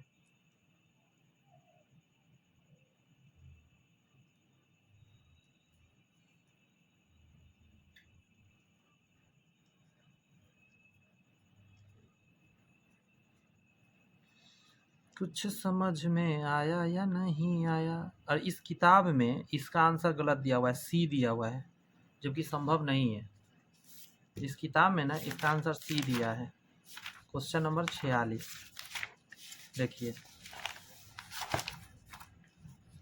यहाँ पे बनाया सही है, जो हम बनाए हैं वही चीज़ बनाया है देखिए, लेकिन यहाँ गलती से सी लिखा है, यहाँ लिखना चाहिए था इसको डी। देखिए हम भी यही बनाए थे, कहाँ गया, हम पेज हटा दिया मैंने, हम भी यही बना के लाए थे। हम थोड़ा पीछे करके वीडियो देख सकते हैं, हम सेम था, लेकिन यहाँ पे सी में ऐसा है देखिए। तो 46 में यहाँ नहीं है ना,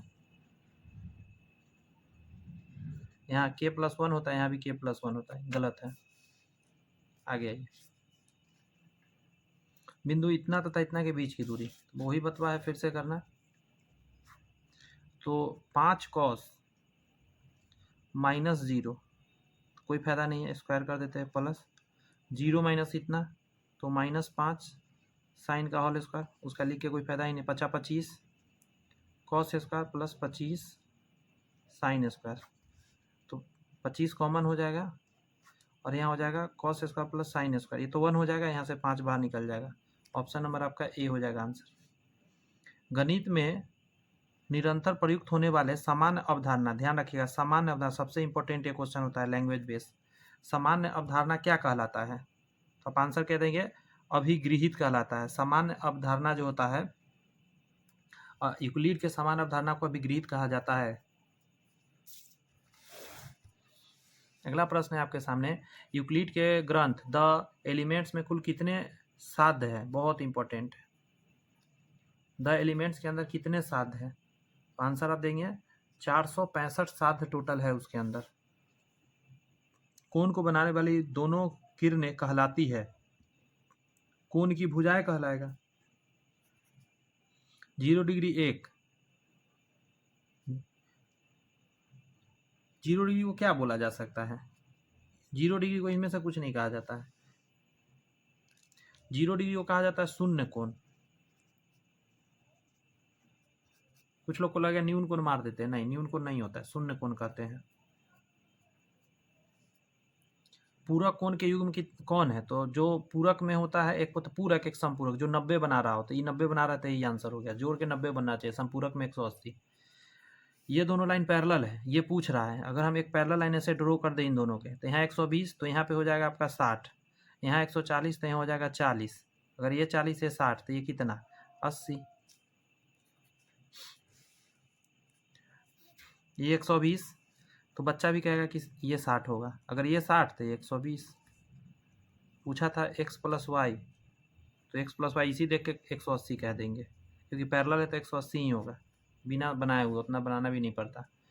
यदि आकृति AC एक रेखा है, AC एक रेखा है, ये और एक क्या कहलाएगा, दोनों को आपस में क्या बोलते हैं, रैखिक युग्म बोलते हैं या शीर्षाभिमुख कोण बोलते हैं। 1 मिनट, रैखिक युग्म बोलते हैं। शीर्षाभिमुख कोण ये होता है, ये दोनों आपस में शीर्षाभिमुख कोण हुआ, चाहे ये दोनों आपस में, और ये दोनों आपस में क्या है, शीर्षाभिमुख कोण है। बट रैखिक कोण बोलते हैं, ये दोनों मिलाकर 180 बनाता है ना, उसको रैखिक कोण के अंतर्गत रखा जाता है। बहुत सारा क्वेश्चन है अभी भी, आइए पट करते हैं। 5 सेमी त्रिज्या वाले एक वृत्त के व्यास AB के एक छोर पर स्पर्श रेखा XAY को वृत्त पर खींचा जाता है। XY के समांतर और A से 8 सेमी दूर पर एक जीवा CD की क्या लंबाई है, सॉरी देखते हैं। 5 सेमी त्रिज्या वाले एक वृत्त के व्यास, 5 सेमी त्रिज्या वाले एक वृत्त के व्यास AB लीजिए, AB अगर मैं इसको मान लेता हूँ, तो ये 5 हो जाएगा, तो इधर भी 5 हो जाएगा। ए बी के एक छोर पर स्पर्श रेखा एक्स ए वाई को वृत्त पर खींचा जाता है। एक्स वाई के समांतर ए से, एक्स वाई के समांतर और ए से 8 सेमी की दूरी पर, यहाँ से 8 सेमी, तो 5 यहाँ हो गया और 3 यहाँ हो गया। यहाँ पे ये 3 हो जाएगा, यहाँ 2 हो जाएगा। एक पैरेलल ऐसे लाइन खींचा जाता है, खींच दिया मैंने, लीजिए। तो ये सी और डी होगा, तो इसका लंबाई क्या होगा? बहुत आसान है, ये 5 है और ये 3 है। तो एक छोटा बच्चा भी बता देगा कि अगर ये 5 ये 3 है तो 25 माइनस 9 ये 4 होगा, मैं बता रहा हूँ। 16 तो 4 आएगा, तो 4 4 8 हो जाएगा। ए भी एक वृत्त का व्यास है और ए सी इसकी जीवा इस प्रकार है कि कोण बी ए सी, फिर से पिक्चर इमेज ड्रॉ करना होगा। ए भी एक व्यास है और कह रहा है ए सी इसकी जीवा इस प्रकार की कोण बी ए सी 30 डिग्री, कुछ ऐसे जाएगा, तब यहाँ 30 डिग्री बनेगा। यदि सी पर स्पर्श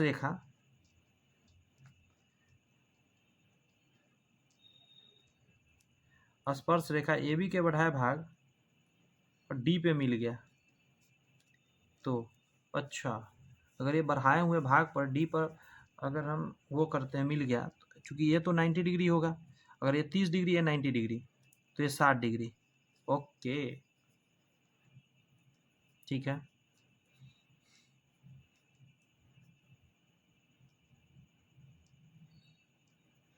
बी ए सी 30 डिग्री, आगे कर रहा है सी पर स्पर्श रेखा ए बी के बड़े भाग को डी पर प्रतिच्छेद कर दिया, ठीक है। ए बी के बड़े भाग पर डी पर प्रतिच्छेद कर दिया।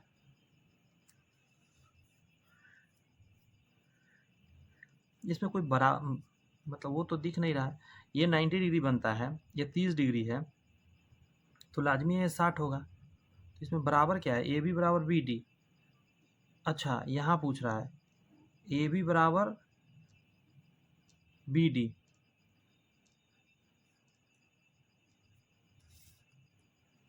अगर मान के चलिए यहाँ मैं ऐसे मिला देता हूँ, ओके, तो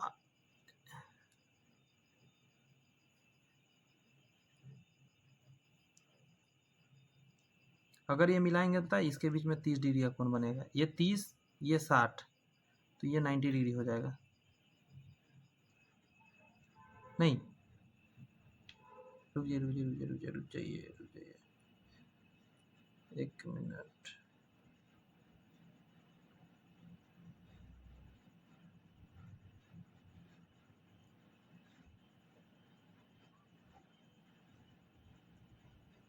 ये तो 30 डिग्री होगा,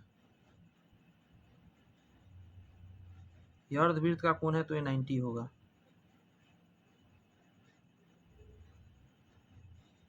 हाँ सॉरी, हम गलत तकनीक से सोच रहे थे। ये 90 डिग्री होगा, ये 30 डिग्री होगा, ये 60 डिग्री होगा, फिर से ये 90 डिग्री हो जाएगा, है कि नहीं? नहीं, हाँ 90 हो जा रहा है। अगर ये 90 तो ये 60 डिग्री हो रहा है। ये 60 में कैसे लिखा हूँ, मैं एक बार फिर समझ आता हूँ। एक करा वृत्त है, ए भी एक डायमीटर है, मैं गलत तक नहीं सोच लिया था। इसको आगे करा बढ़ाइए और यहाँ से एक ऐसा खींचिए कि ये 30 डिग्री बन जाए, ठीक है। उसके बाद ये सी जो बना, यहाँ एक स्पर्श रेखा खींचना है जो यहाँ जाके डी पर मिल गया, ठीक है। आगे आपको कहा, इतना ही फिलहाल कहा। अब हम क्या करते हैं, हम इसको अगर इससे मिला देते हैं तो अर्धवृत्त का ये हो जाएगा, तो ये 90 डिग्री हो जाएगा, ये 90 हो जाएगा, ये 30, तो ये 60 हो जाएगा, ठीक है। यहाँ तक सही है। अगर ये 60 है, ये स्ट्रेट लाइन जा रहा है, तो ये 120 हो जाएगा।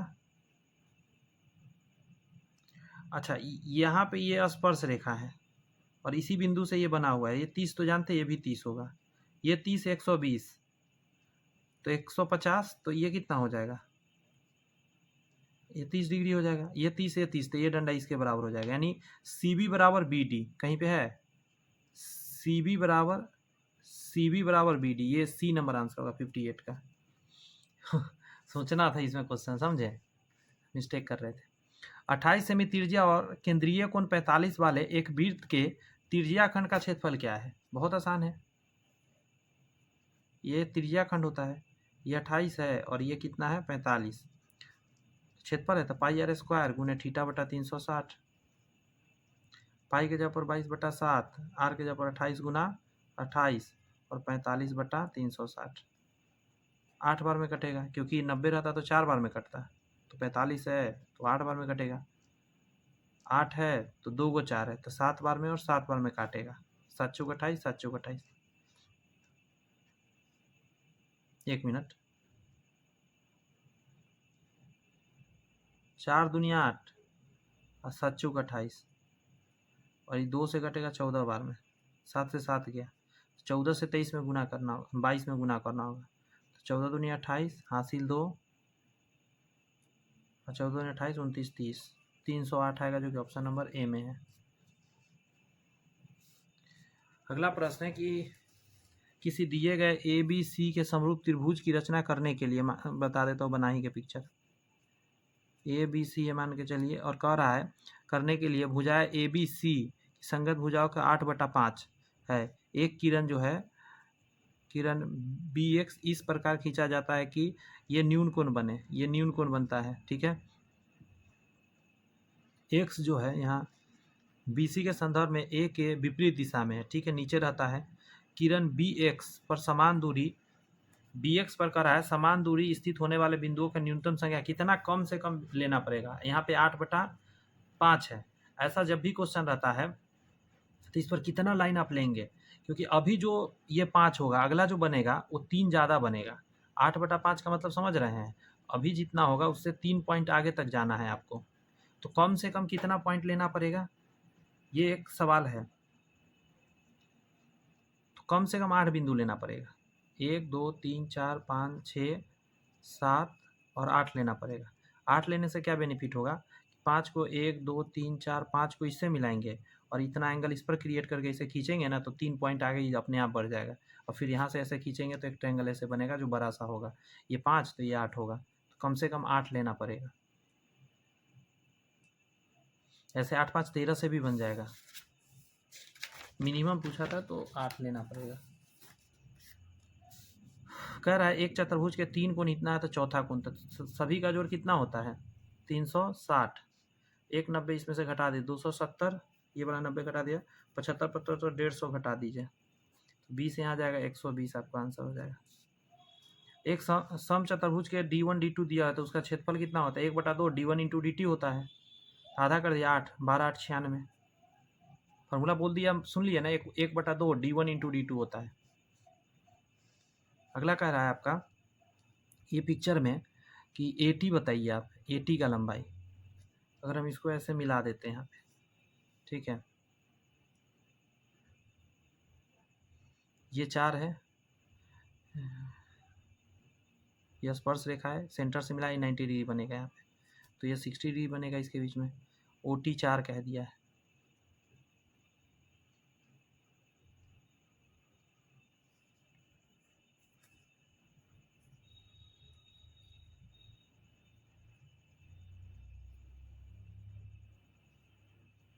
लगा लेते हैं, निकाल लेंगे, क्या निकालना है आपको, AT निकालना है, ये वाला निकालना है, तो 90 डिग्री अगर यहाँ होता है तो इसके हिसाब से ये क्या हुआ, हाइपोटेनस और बेस, तो ये लगेगा cos 30 बराबर आपका हो जाएगा B/H, B का मान हमको निकालना है तो x डाल देते हैं और यहाँ 4 डाल देते हैं, cos 30 का मान सबको ही जानता है, √3/2 बराबर x/4, यहाँ से कटेगा 2 बार में तो 2√3 आपका आंसर आ जाएगा। त्रिज्या इतना और त्रिज्या खंड इतना वाले त्रिज्या खंड का परिमाप, तो टू पाई आर होता है θ/360, इसी में लगा देते हैं, 2 गुने 22/7, आर के जगह पर इतना डालेंगे 10.5 और गुना 60/360, 0 से 0 6 बार में कटेगा, इसका आधा 2 से काटेंगे 3 बार में कटेगा, 3 से कट जाएगा, 3 3 9, 3 5 15, 7 से कटेगा, 7 5 35, 5 दूनी 10 के 0, 5 दूनी 10 1 11, 11 सोझे आंसर आएगा डी नंबर।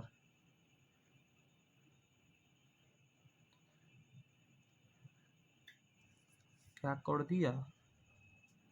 अच्छा 11 आया तो 11 आंसर नहीं होगा क्योंकि परिमाप पूछा है। तो ये 11 हो गया यहाँ से यहाँ, और ये कितना था 10.5, ये कितना था 10.5, ये तीनों जोड़ना होगा तब ना परिमाप निकलेगा ये पूरा। तो 10 दूनी 20 है 21, 21 इसमें जोड़िएगा तो 32 टोटल आएगा। तो इसका आंसर हो जाएगा ए नंबर 32। त्रिभुज एबीसी में ए का मान दिया है, बी का मान दिया है, सी पूछा है, तीनों का जोड़ 180 होता है। तो जोड़ लीजिए इसको, 7 4 11, 115 हो गया। तो 180 में से 115 घटा दीजिए, 5 6 65, ऑप्शन नंबर डी हो जाएगा।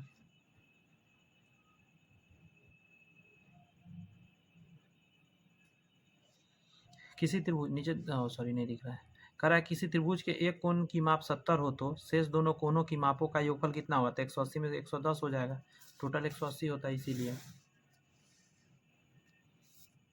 आगे आपके सामने है कि किसी त्रिभुज में न्यून कोण की महत्तम संख्या कितनी होती है? तो किसी भी त्रिभुज में न्यून कोण जो अधिक से अधिक हो सकता है 3 गो। यदि किसी त्रिभुज की एक भुजा बढ़ा दी जाए तो बहिष्कोण प्रत्येक अभिमुख अंतः कोणों के योग के बराबर होता है, मतलब जोड़ के। इसको आगे बढ़ा दी जाती है, जो बाहर वाला कोण है ये दोनों के जोड़ के बराबर होता है। निम्न में डैश समूह किसी त्रिभुज के 3 कोण हो सकते हैं, तो जो 180 पूरा रहा है जोड़कर वही हो सकता है। जैसे देखिए ये 150 पूर रहा है, 7 दूनी 14 ये पूर रहा है आपको।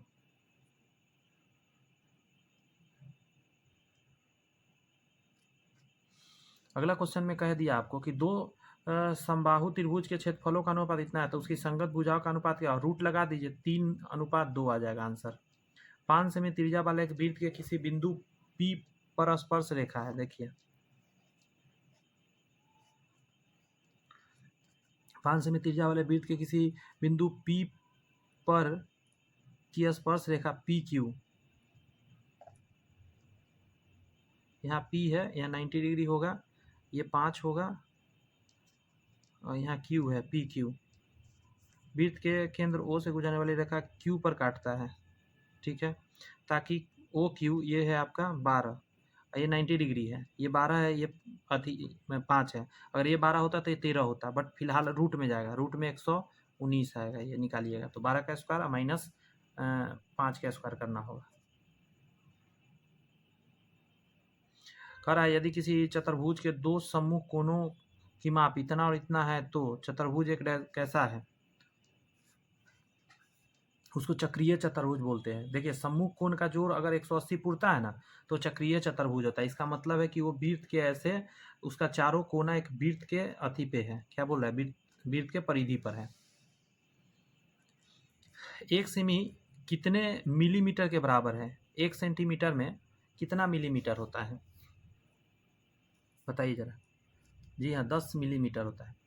यदि दो, देखिए एक होता है kilo hecto decametre deci centi millimetre, kilo hecto decametre deci, kilo hecto decametre deci centi millimetre, या milli centi decametre, sorry milli centi decimetre deca hecto kilometre, दोनों तरफ से आप पढ़ सकते हैं। अब 10-10 का यहाँ गेम होता है, तो क्या इधर गमे जाइएगा तो बड़ा से छोटा गमे तो थोड़ा अलग रूल चलता है, छोटा से बड़ा गमे अलग रूल चलता है। जैसे अभी पूछा हुआ था हमको 1 सेंटीमीटर में कितना मिलीमीटर, मतलब सेंटीमीटर से मिलीमीटर की तरफ जा रहे हैं, तो जब इधर जाइएगा तो बढ़ेगा, तो इधर से इधर जाना है तो इसको ढक दीजिए, 10 है ना, तो जहाँ ढकिए वहाँ 1 होता है, तो 1 में 10 से गुना करेगा तो 10 मिलीमीटर, 1 सेंटीमीटर में 10 मिलीमीटर। अगर यही क्वेश्चन पूछता है 1 मिलीमीटर में कितना सेंटीमीटर, तो ऐसे ढक देते हैं और इधर से इधर जाते भाग देते, तो 1/10 लिखते हैं, 1/10 मिलीमीटर मतलब सेंटीमीटर, 1 मिलीमीटर में 1/10 सेंटीमीटर होगा। समझ में आया? ऐसे ही चलेगा। नेक्स्ट है यदि दो गोलों के पृष्ठीय क्षेत्रफल इतना के अनुपात में है तो उसके आयतन डैश के अनुपात में होंगे। अगर पृष्ठीय क्षेत्रफल दिया हुआ है तो हम पहले गोला का पृष्ठीय क्षेत्रफल लिखते हैं 4/3 pi r cube, 4/3 pi r cube, इससे ये कट जाएगा। ये कितना है 16/9 है, पृष्ठीय क्षेत्रफल है तो यहाँ स्क्वायर होगा, माफ़ी चाहते हैं। यहाँ से स्क्वायर हटेगा तो क्या आ जाएगा 4 और 3 आ जाएगा। और आयतन के लिए यहाँ क्यूब लगता है तो यहाँ क्यूब कर दीजिए। 4 चौक 16, 16 चौका 64, 3 3 होती है 27। ऑप्शन नंबर बी आंसर हो जाएगा। सबसे बड़े वृत्ताकार शंकु का, देखिए सबसे बड़े वृत्ताकार शंकु का आयतन जिसे इतना सेमी किनारे वाले एक घन से काटा जा सकता है तो घन, लेकिन उससे आपको शंकु काटना है तो वो ऐसा कटेगा, ठीक है। तो हाइट क्या होगा घन के साइड के बराबर, यानी हाइट बराबर हो जाएगा 4.2। रेडियस बराबर कितना होगा तो ये होगा 4.2, उसका आधा करना होगा 2.1। तो निकालना है आयतन तो 1/3 पाई आर क्यू, शंकु है 1/3 22/7 1/3 पाई आर स्क्वायर एच होता है। तो आर का स्क्वायर 21.2 मतलब 2.1 2.1 और 4.2, 27 0.3 3 सेकंड 0.1 बार में। इससे गुना करिएगा 2.2 गुने 2.1 गुने 4.2, इतना गुना करना है। गुना करके क्या आएगा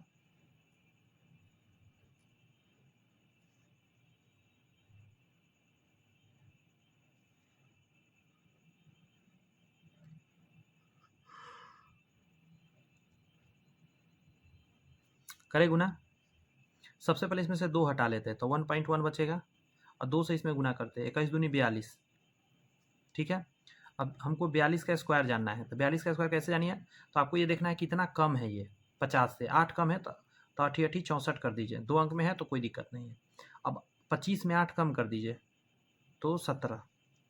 फिर से एक बार सुनिए, ऐसे डायरेक्ट कर लेते हैं, 2 दूनी 4, एक बार चेक भी कर लेते हैं, 2 दूनी 4, देखिए 4 दूनी 8 दूनी 16 के 84 लेख 4 चौक 16 17, सही है।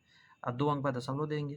अब इससे गुना करिएगा तो कितना आएगा पता है, 4 6 4 10 के 0, ये 11 से गुना करने का तरीका है। 4 लिख दीजिए, 6 4 10 के 0 हासिल 1, 7 6 13 1 14 के 4 हासिल 1, 7 1 8 1 9 और 1 2 1 3 अंक बाद दशमलव, 1 2 3 अंक बाद दशमलव, तो 19.4 कह सकते हैं इसको, जो ऑप्शन नंबर डी है। ये सब टेक्निक है। 2 गोलों के पृष्ठीय क्षेत्रफल इतना के अनुपात में है तो उसके आयतन कितना के, तो बस पृष्ठीय क्षेत्रफल है, पृष्ठीय क्षेत्रफल जब भी होता है तो रूट लगता है, तो 1/रूट लग जाएगा। समझ में आ रहा है, एक बार फिर कर देता हूँ, 4/3, अरे रे रे यहाँ गलती फॉर्मूला लिख दिया था मैं, ये 4 पाई आर स्क्वायर होता है, लेकिन फिर भी कट जा रहा था इसलिए आंसर आ गया था 4 पाई आर स्क्वायर, अब बटा में 4 पाई आर स्क्वायर, तो ये तो कट ही जाएगा फाइनली। ये 1/2 है, स्क्वायर यहाँ से हटेगा तो क्या हो जाएगा, रूट चलेगा, तो 1/√2। और जब इसको क्यूब करना है, आयतन निकालना है, तो 4/3 पाई आर क्यू और 4/3 पाई आर क्यू। यहाँ R1 R2 कर सकते थे आप, इससे तो फाइनली कट ही जाता है तो क्यूब ही आएगा। तो आप समझ रहे इसका क्या करना होगा, इस पर हॉल क्यू चढ़ेगा तो हॉल क्यू चढ़ेगा तो 1 ही ऊपर रहेगा, लेकिन यहाँ हो जाएगा √2 हो जाएगा। तो ऑप्शन नंबर बी आंसर हो जाएगा 76 का। अगला प्रश्न देखिए, आपको दिख रहा है, एक वर्ग के क्षेत्रफल का उसके विकर्ण पर बने वर्ग का अनुपात। समझ रहे हैं बात, नहीं समझ रहे तो मैं समझाने की कोशिश करता हूँ। ये एक ए है मान के चलिए, तो ये होता है √2a, तो इसका क्षेत्रफल कितना होता है ए स्क्वायर, कर एक वर्ग के क्षेत्रफल का उसके विकर्ण पर बने वर्ग के अनुपात, तो इस पर जब बनेगा तो √2a का होल स्क्वायर होगा, ए स्क्वायर यहाँ से 2a स्क्वायर, इससे ये कर देगा तो 1:2 आएगा आंसर, जो ऑप्शन नंबर बी में है। 4.2 सेमी किनारे के घन से काटे जा सकने वाला सबसे बड़े गोले का आयतन, तो त्रिज्या वही इसका आधा हो जाएगा, तो आयतन है तो 4/3 पाई आर क्यू, तो 4/3 22/7 और त्रिज्या के जब बढ़ा लिएगा वही 2.1 गुने 2.1 गुने 2.1, 27 से 21 चला गया 0.1 आएगा, 4 से गुना करिएगा तो 4 आ जाएगा, 88 कर देते हैं और एक यहाँ डेसिमल दे देते हैं। 21 का स्क्वायर हमको जानना है, तो 21 का स्क्वायर कैसे करिएगा उसको समझिए। वैसे 21 का स्क्वायर याद भी रहना चाहिए, 441 होता है, बताते कैसे, 1 का 1 लिखिए, इसमें गुना करिए, डबल कर दिए, दूनी 4, इसका स्क्वायर करके लिख लीजिए, 2 अंक बाद दशमलव। अब इसका इससे गुना करना है तो 11 8 88 होता है, इसमें से क्या करिए 8 अलग कर लीजिए, 4.41, 8 से करिए 8, 8 चौक 32 के 2 हासिल 3, 8 चौक 32 और 3 35। अब जब 11 से करने आइएगा, फिलहाल इसको हटाइए दीजिए, 2 लिखिए, 5 है तो 7 लिखिए, 5 3 8 लिखिए, 3 लिखिए और दशमलव 1 है 2 अंक बाद 38.72। 38.72 कहाँ पे है, डी नंबर हो जाएगा 78 का, लगभग इतना ही आएगा। आगे है कि यदि वृत्त की त्रिज्या में 100% वृद्धि की जाती है तो क्षेत्रफल में क्या होगा। तो हम जानते हैं क्षेत्रफल क्या होता है, pi r square, r square होता है ना, फार्मूला लगेगा x plus y plus x y by 100। अब इसमें कीजिएगा 100, अच्छा परसेंट में है 100% वृद्धि करना, 100% पर वृद्धि का मतलब होता है डबल कर देना, 100 प्लस 100 प्लस 100 गुना 100 बटा 100, 100 से 100, 1 2 300, 500 हो जाएगा, 300% बढ़ जाएगा। कह रहा है किसी दिए गए आयत की लंबाई 20% वृद्धि और चौड़ाई 20% की कमी की जाए, तो वही फॉर्मूला सेम लगेगा, लेकिन इस बार लिखाएगा 20 प्लस में और माइनस में 20 लिखाएगा, और प्लस माइनस माइनस हो जाएगा, 20 गुने 20 बटा 100, 2 जीरो से 2 जीरो, 20 में 20 खत्म, माइनस 4 आ जाएगा, तो 4% माइनस में आने का मतलब है कमी हो जाएगा 4% का। अगला प्रश्न है, वह चरमान जिसकी बारंबारता वितरण में सर्वाधिक को बहुलक कहलाता है। एक्स के मान डैश के लिए इतना का बहुलक 4 है, इसका सीधा मतलब है कि 4, कारण क्या है, जो सबसे ज़्यादा बार आएगा वही बहुलक होगा, 4 अगर एक और आ जाएगा तो सबसे ज़्यादा बार हो जाएगा। गुजारा भेंजा में आगे रहा है कि किसी आंकड़े के लिए माध्य 5 और माध्यिका 6 हो तो बहुलक क्या होगा। हम फार्मूला एक जानते हैं, बहुलक बराबर होता है 3 गुने माध्यिका और माइनस 2 गुने माध्य। बहुलक के जगह पर क्या डालिएगा, 1 मिनट, बहुलक के जगह पर तो निकालना ही है, तो 3 गुने 6 माइनस 2 गुने 5, 5 दूनी 10, 6 18, तो 8 आ जाएगा। ऑप्शन नंबर ए। प्रथम 10, आगे कह रहा है प्रथम 10 सम प्राकृत संख्याओं का माध्य क्या है। बात को समझिए, पहले है यहाँ सम संख्या लिखा है, इसको समझिएगा। सम संख्या योग का फॉर्मूला जानना होगा आपको। सबसे पहले आप n इंटू एन प्लस 1/2 होता है, ये क्या है, ये है योग प्राकृत संख्या का। एक होता है n into n plus 1 into 2n plus 1 बटा 6। ये जो फॉर्मूला है अगर आपने कभी देखा है,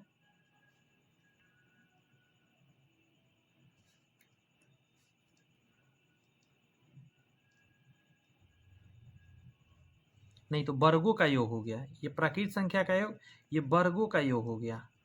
एक होता है घन का, n इंटू एन प्लस 1/2, ये घन का, इसका स्क्वायर कर दिया तो ये घन का होता है। प्राकृत संख्या को जब घन में लिखा जाए और उसका योग निकालना हो और ये वर्ग का निकालना हो, ये प्राकृत संख्या का निकालना हो तो है। लेकिन सम का और विषम का समझ लीजिए। सुनिए, ये जो फार्मूला मैं बताया था एक बार मैं फिर बताता हूँ। जैसे 1 प्लस 2 प्लस 3 प्लस 4 ऐसे n तक जाएगा ना, तो इसका होगा जोड़ का formula n into n plus 1/2। अगर रहेगा 2 प्लस 4 प्लस 6 प्लस 8 ऐसे ऐसे करके n तक जाएगा, तो इसका जोड़ने का फार्मूला होगा सिर्फ इतना ही। अगर ऐसा रहे 1 प्लस 3 प्लस 5 प्लस 7 ऐसे ऐसे करके n तक जाएगा, तो n स्क्वायर होगा ये सब जोड़ने का। अगर रहेगा 1 square plus 2 square plus 3 square और plus dot dot dot N square, अगर इसको जोड़ना हो तब फार्मूला होता है n इंटू एन प्लस 1 और 2n प्लस 1 बटा 6। अगर यही रहेगा 1q plus 2q plus 3q plus 4q और plus dot dot dot n q, ये निकालना रहेगा तो n इंटू एन प्लस 1 बटा में 2 IC का होल स्क्वायर होता है। देख लीजिए ये सारे, अभी हमको ये जानना था तो ये फार्मूला लगता। तो 10 इंटू 11 तो 110 आंसर हो जाएगा।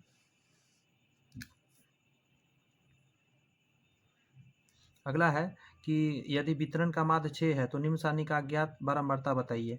अगर यहाँ x मान ले तो हम कैसे बनाएंगे उसको समझिए।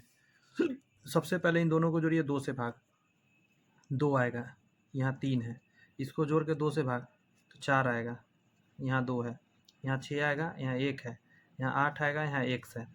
ये आपका क्या निकल गया, फ्रीक्वेंसी है, ये x है, यहाँ एक्स एफ निकालना पड़ेगा। 3 दूनी 6, 4 दूनी 8, 6 और 8 एक्स, इसको जोड़ना भी पड़ता है। तो 6 6 12, 8 20, 20 प्लस 8 एक्स, इसको भी जोड़ना होता है। तो 3 2 5 1 6, 6 प्लस एक्स। अब क्या करेंगे, 20 प्लस 8 एक्स बटा में 6 प्लस एक्स, ये माध्य हो गया। ये कितना के बराबर हो जाएगा, 6 के बराबर। तो 6 1 36 और प्लस 6 एक्स, तो 6 1 36 और प्लस 6 एक्स, इसको हटा देते हैं। अब ये आके इधर घटेगा 2 एक्स और ये 20 घटेगा 16, एक्स बराबर 8 आ जाएगा। मिसिंग पार्ट आपका 8 था। 1 मिनट, ऑप्शन नंबर बी हो जाएगा। करा है प्रथम 8 अभाज्य संख्या का माध्य। प्रथम 8 अभाज्य संख्या लिखना पड़ेगा हमको। तो 2 से स्टार्ट होगा, 2 3 5 7 11 13 17 19, 1 2 3 4 5 6 7 8, 8 हो गया। समझिएगा इसका माध्यक निकालना है। माध्यक क्या होता है, बीच वाला। 3 इधर से हटा देते हैं, 3 इधर से हटा देते हैं, ठीक है। बीच में 2 बचा, 11 7 18 का अधिया 9, आंसर हो जाएगा बी नंबर। समझ में आ रही है ना सब बात। अगला कह रहा है कि किसी वितरण का बहुलक तथा माध्यक का अंतर इतना है। ओहो हो, बहुलक माइनस माध्यक बराबर कह रहा है 24।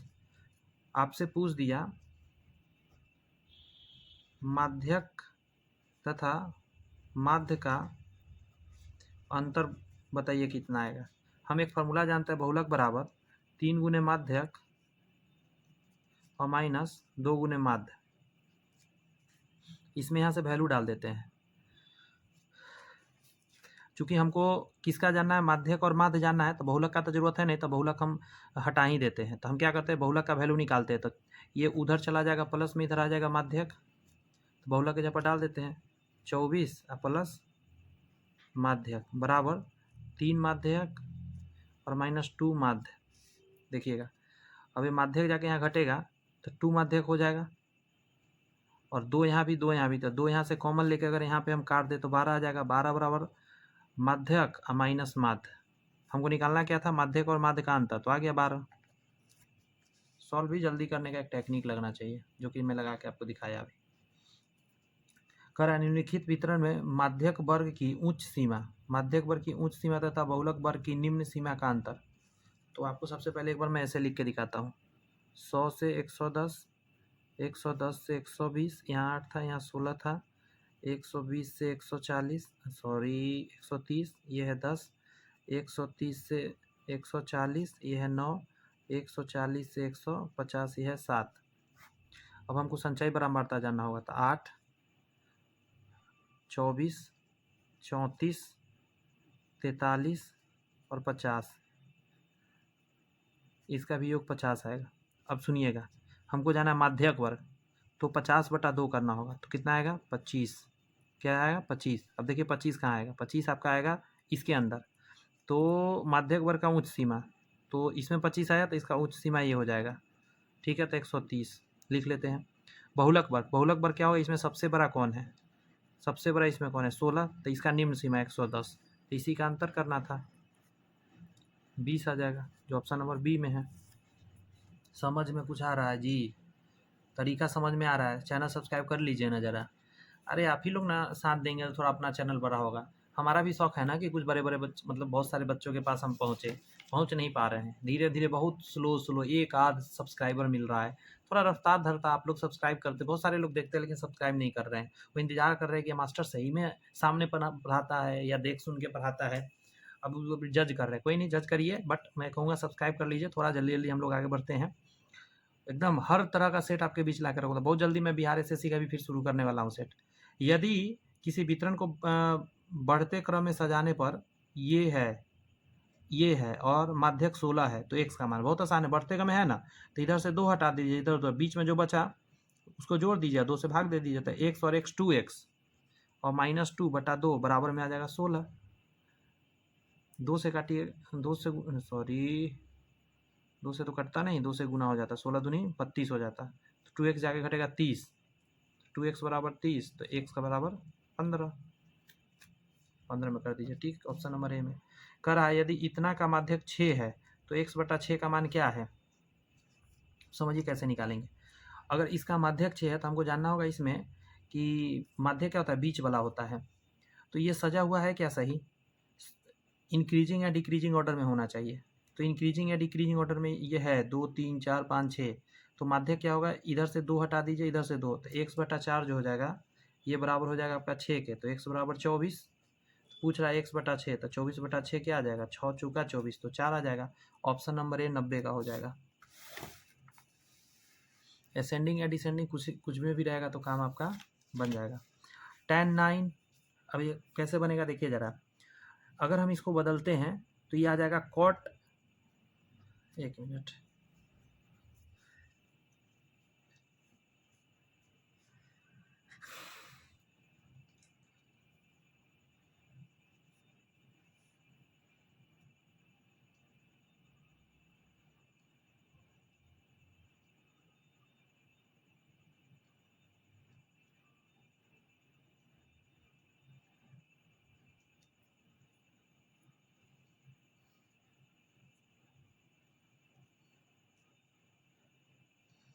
तो भाई बहुत वाहियात हो गया क्वेश्चन।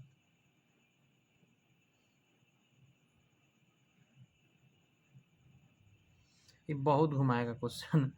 ये जो 91 है बहुत घूम के आएगा आंसर। इजी वे में ये आंसर नहीं फेंकने वाला है। आइए शुरू करते हैं। सबसे पहले देखेंगे tan 9 है, ठीक है, और tan 27 है।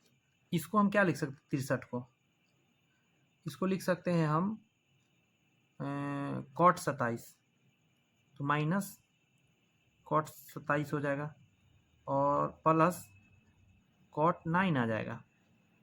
अब हम क्या करते हैं, tan 9 यहाँ रहने देते हैं और इस cot 9 को हम क्या कर सकते हैं, 1/cot 9 सॉरी tan 9 कर सकते हैं, पलटी मार दिया, बीच में माइनस कर देते हैं, कॉमन ले लिए इसमें से। यहाँ tan 27 है तो रहने देते tan 27, इसको उसी तरह कर देंगे प्लस 1/tan 27। एलसीएम ले क्या, तो यहाँ tan 9 है, यहाँ tan स्क्वायर 9 और प्लस 1 और माइनस यहाँ आ जाएगा tan 27, यहाँ हो जाएगा tan स्क्वायर 27 और प्लस 1।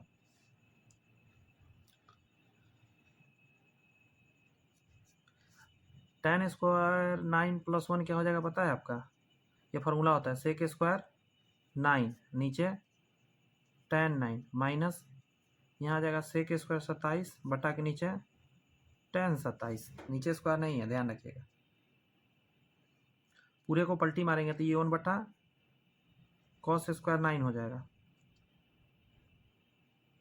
इसको पलटी मार के लिखेंगे साइन बटा कॉस, तो उलट के हो जाएगा cos 9 बटा साइन 9। उसी तरह यहाँ हो जाएगा आपका पलटी मार के 1/cos 27, लेकिन स्क्वायर रहेगा ध्यान रखना है। यहाँ हो जाएगा cos 27 बटा साइन 27। थोड़ा इधर करके दिख नहीं रहा था, माफी चाहते, लेकिन बोल रहा था मैं, आपको समझ में आया होगा। अब इससे एक कट जाएगा, इससे एक कट जाएगा, यहाँ क्या आ जाएगा, एक आ गया आपको cos 9, एक हो जाएगा साइन 9, यहाँ हो जाएगा cos 27 और साइन 27। अगर मैं यहाँ पे 1/2 से यहाँ गुना कर दूँ तो ऊपर भी हमको 2 से मजबूरन, मतलब 2/2 से गुना करना होगा। यहाँ भी अगर हम 2/2 से गुना करें तो जानते हैं क्या होने वाला है। आप एक चीज़ समझ रहे होंगे, यहाँ 2 ऊपर तो रहेगा और 2 × cos 9 साइन 9 को आप क्या लिख सकते हैं पता है, साइन 2 गुने 9। ये फार्मूला होता है, और माइनस 2 यहाँ हो जाएगा उसी तरह साइन 2 गुने 27। बहुत मज़ेदार क्वेश्चन है। 1/sin 18 माइनस 1/27 दूनी कितना होता है 54, तो साइन 54। एलसीएम ले लें, बोलिएगा जनाब, हम एलसीएम लेने वाले हैं। साइन 18 साइन 54 माइनस साइन 18, ये हो गया। अभी एक फिर फार्मूला पर जाएगा। बाप रे बाप, ये तो पूरा क्या बोलता है, हिला दिया क्वेश्चन। फिर से एक फार्मूला यहाँ पे हमको लगाना पड़ेगा अगर आगे बढ़ाना है तो। यहाँ पे तो स्टॉप हो गया, लेकिन एक फार्मूला यहाँ लग जाएगा। क्या लगेगा आपको पता है? साइन ए माइनस साइन बी, तो साइन ए माइनस साइन बी, इसको हम क्या लिख सकते हैं, हम आपको बताते हैं।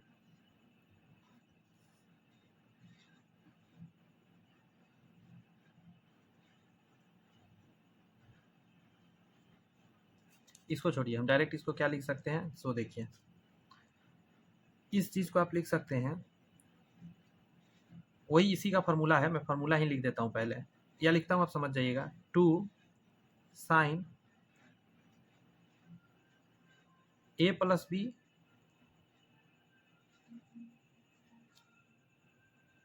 बाई 2 और कॉस,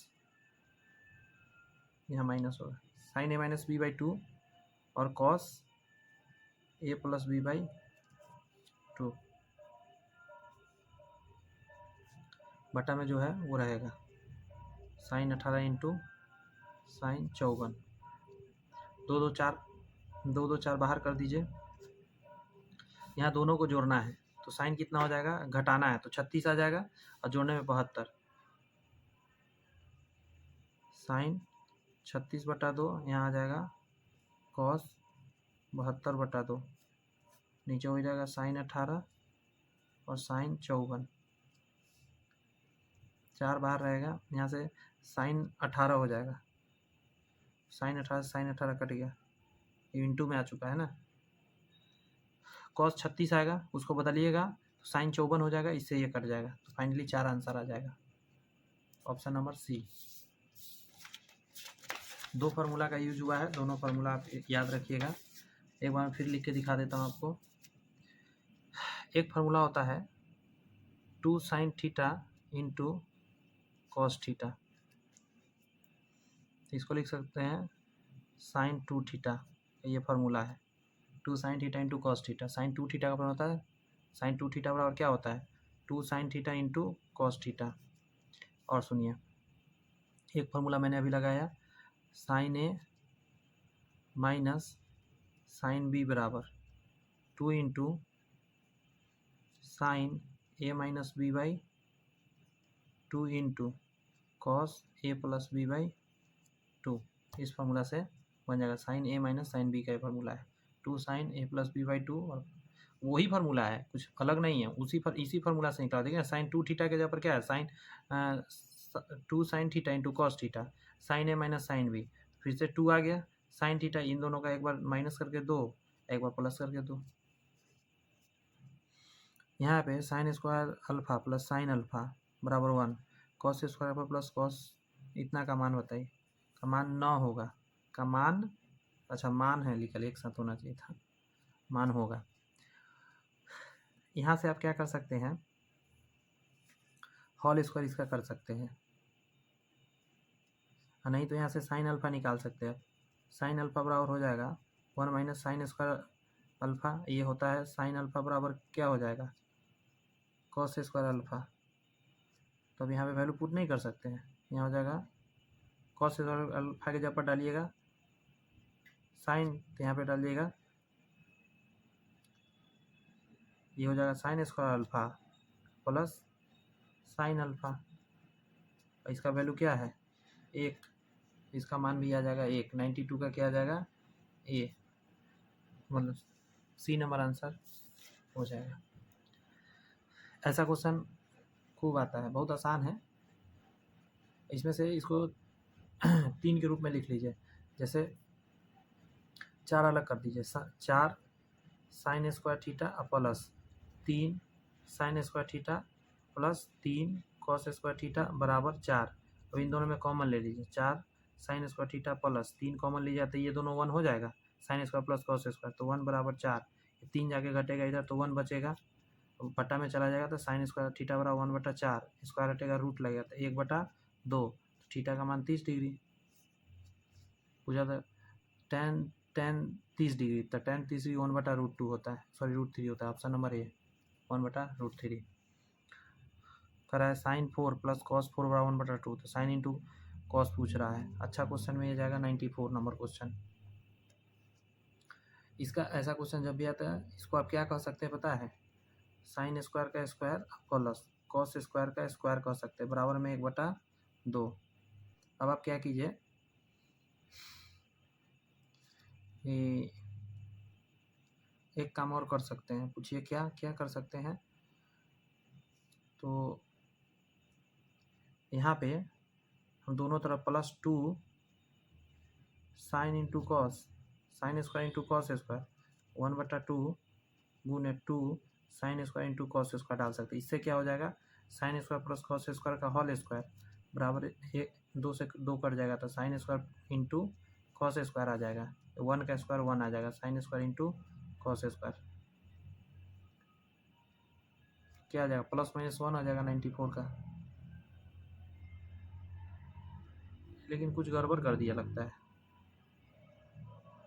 यहाँ प्लस होता है, माफ़ी चाहते हैं, यहाँ प्लस होता है, समझे, क्योंकि इधर जोड़े हैं तो इधर भी जोड़ेंगे, तो इस हिसाब से थोड़ा सा वेट करना होगा। यहाँ 1, इधर तो 1 हो, इधर क्या लिख सकते हैं, sign square plus cos square का होल स्क्वायर बराबर में 1/2 इंटू मतलब +2 साइन स्क्वायर कॉस स्क्वायर बटा में 1 मानिए, एलसीएम लीजिए तो 2, ये तो 1 हो गया, इधर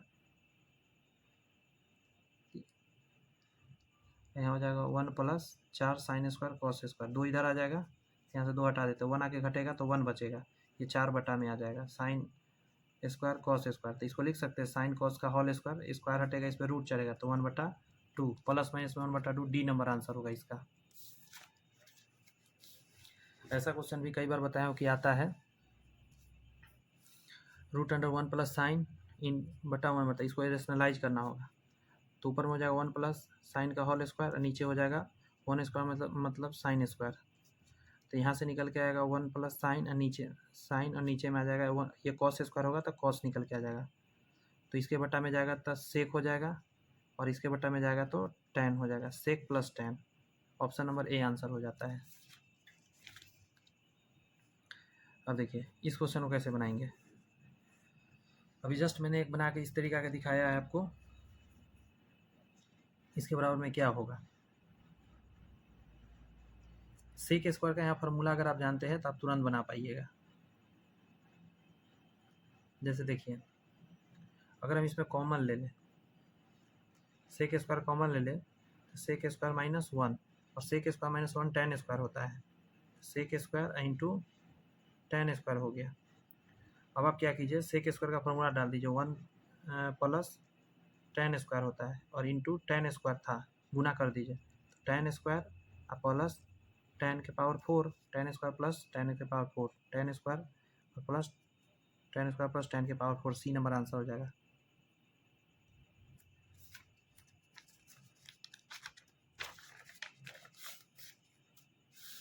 आगे देखिए ये भी क्वेश्चन अच्छा क्वेश्चन में जाएगा, 1 + tan, इसको ना सिंपली बदल के बना सकते हैं आप, सबका साइन कॉस में डाल के, क्या आप नहीं समझे होंगे, आप हम समझाते हैं, 1/1 प्लस साइन बटा कॉस प्लस 1/cos, 1 + कॉस बटा साइन माइनस 1/sin, यहाँ से कॉस होता ही कॉस प्लस साइन प्लस 1 गुना, यहाँ से साइन आता ही साइन प्लस कॉस -1,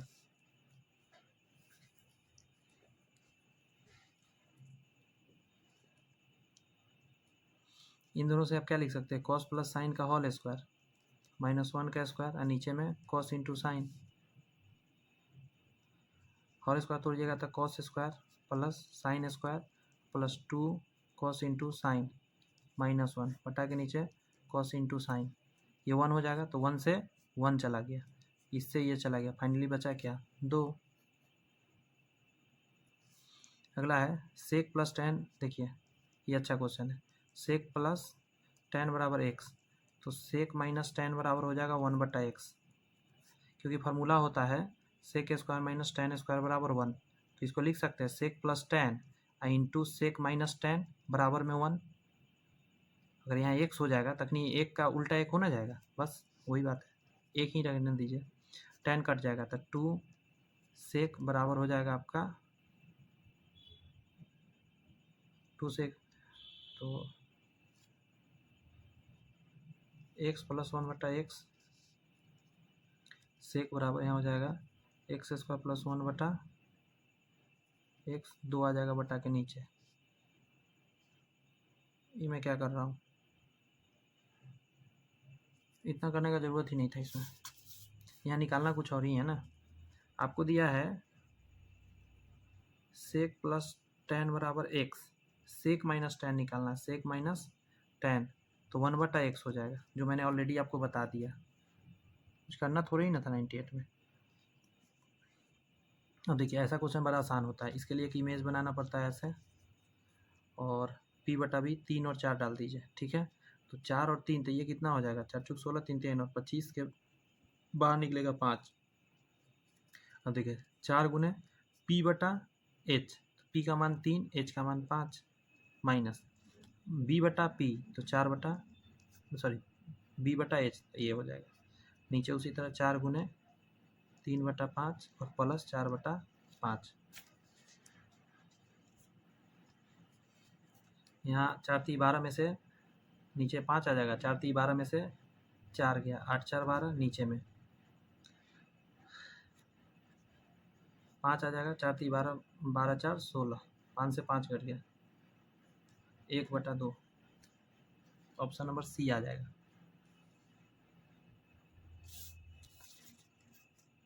लास्ट प्रश्न कर रहा है, अब इसमें समझ के थोड़ा सा चल लेते हैं। √3 tan 10 √3 tan 20 plus tan 10 into 10, ये ना अगर हम √3 इसमें कॉमन ले लेते हैं तो यहाँ क्या आ जाएगा, tan 10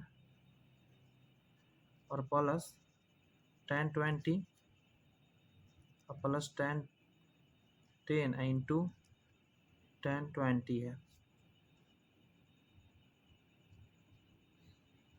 अब जानते हैं tan a plus tan b का फार्मूला होता है, उस पर इसको लागू करते हैं तो tan a into tan b होता है, ऊपर tan a plus tan b होता है, नीचे 1 minus tan a into tan b होता है, और इधर में जो था वो लिख देते हैं tan 10 इंटू tan 20।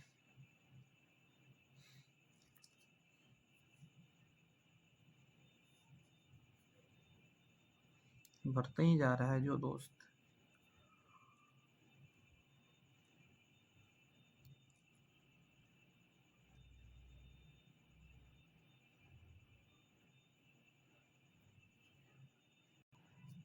इस बात को समझिएगा, ये जो फार्मूला मैंने लिखा है ये क्या चीज़ का फार्मूला है, एक फार्मूला देखिएगा, tan a प्लस b का फार्मूला होता है tan a plus tan b, नीचे 1 minus tan a into tan b।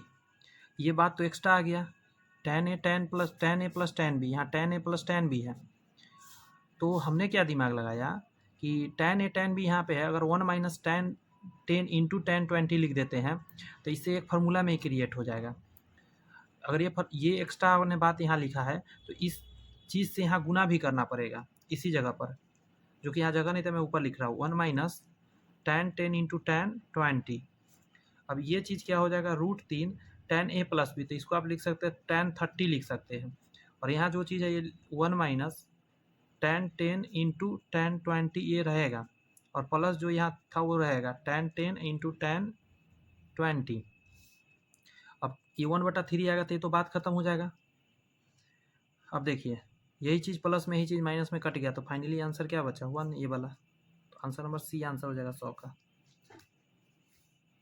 पीछे करिए, एक बार समझिए, 2 बार समझिए इस चीज़ को, लेकिन समझ लीजिएगा ज़रा। और यहाँ पे 100 क्वेश्चन कंप्लीट होता है, और मुझे पूरा विश्वास है आपको सेशन अच्छा लगा होगा। अगर अच्छा लगा है तो चैनल सब्सक्राइब कर बेल आइकन प्रेस कर लीजिए। इसलिए मैं कह रहा हूँ क्योंकि अगला जो सेट आपके बीच में लेकर आऊँगा वो सेट आएगा आपको 2023 का आया हुआ क्वेश्चन, क्योंकि 24 वाला सारे मैंने करा दिया आपको।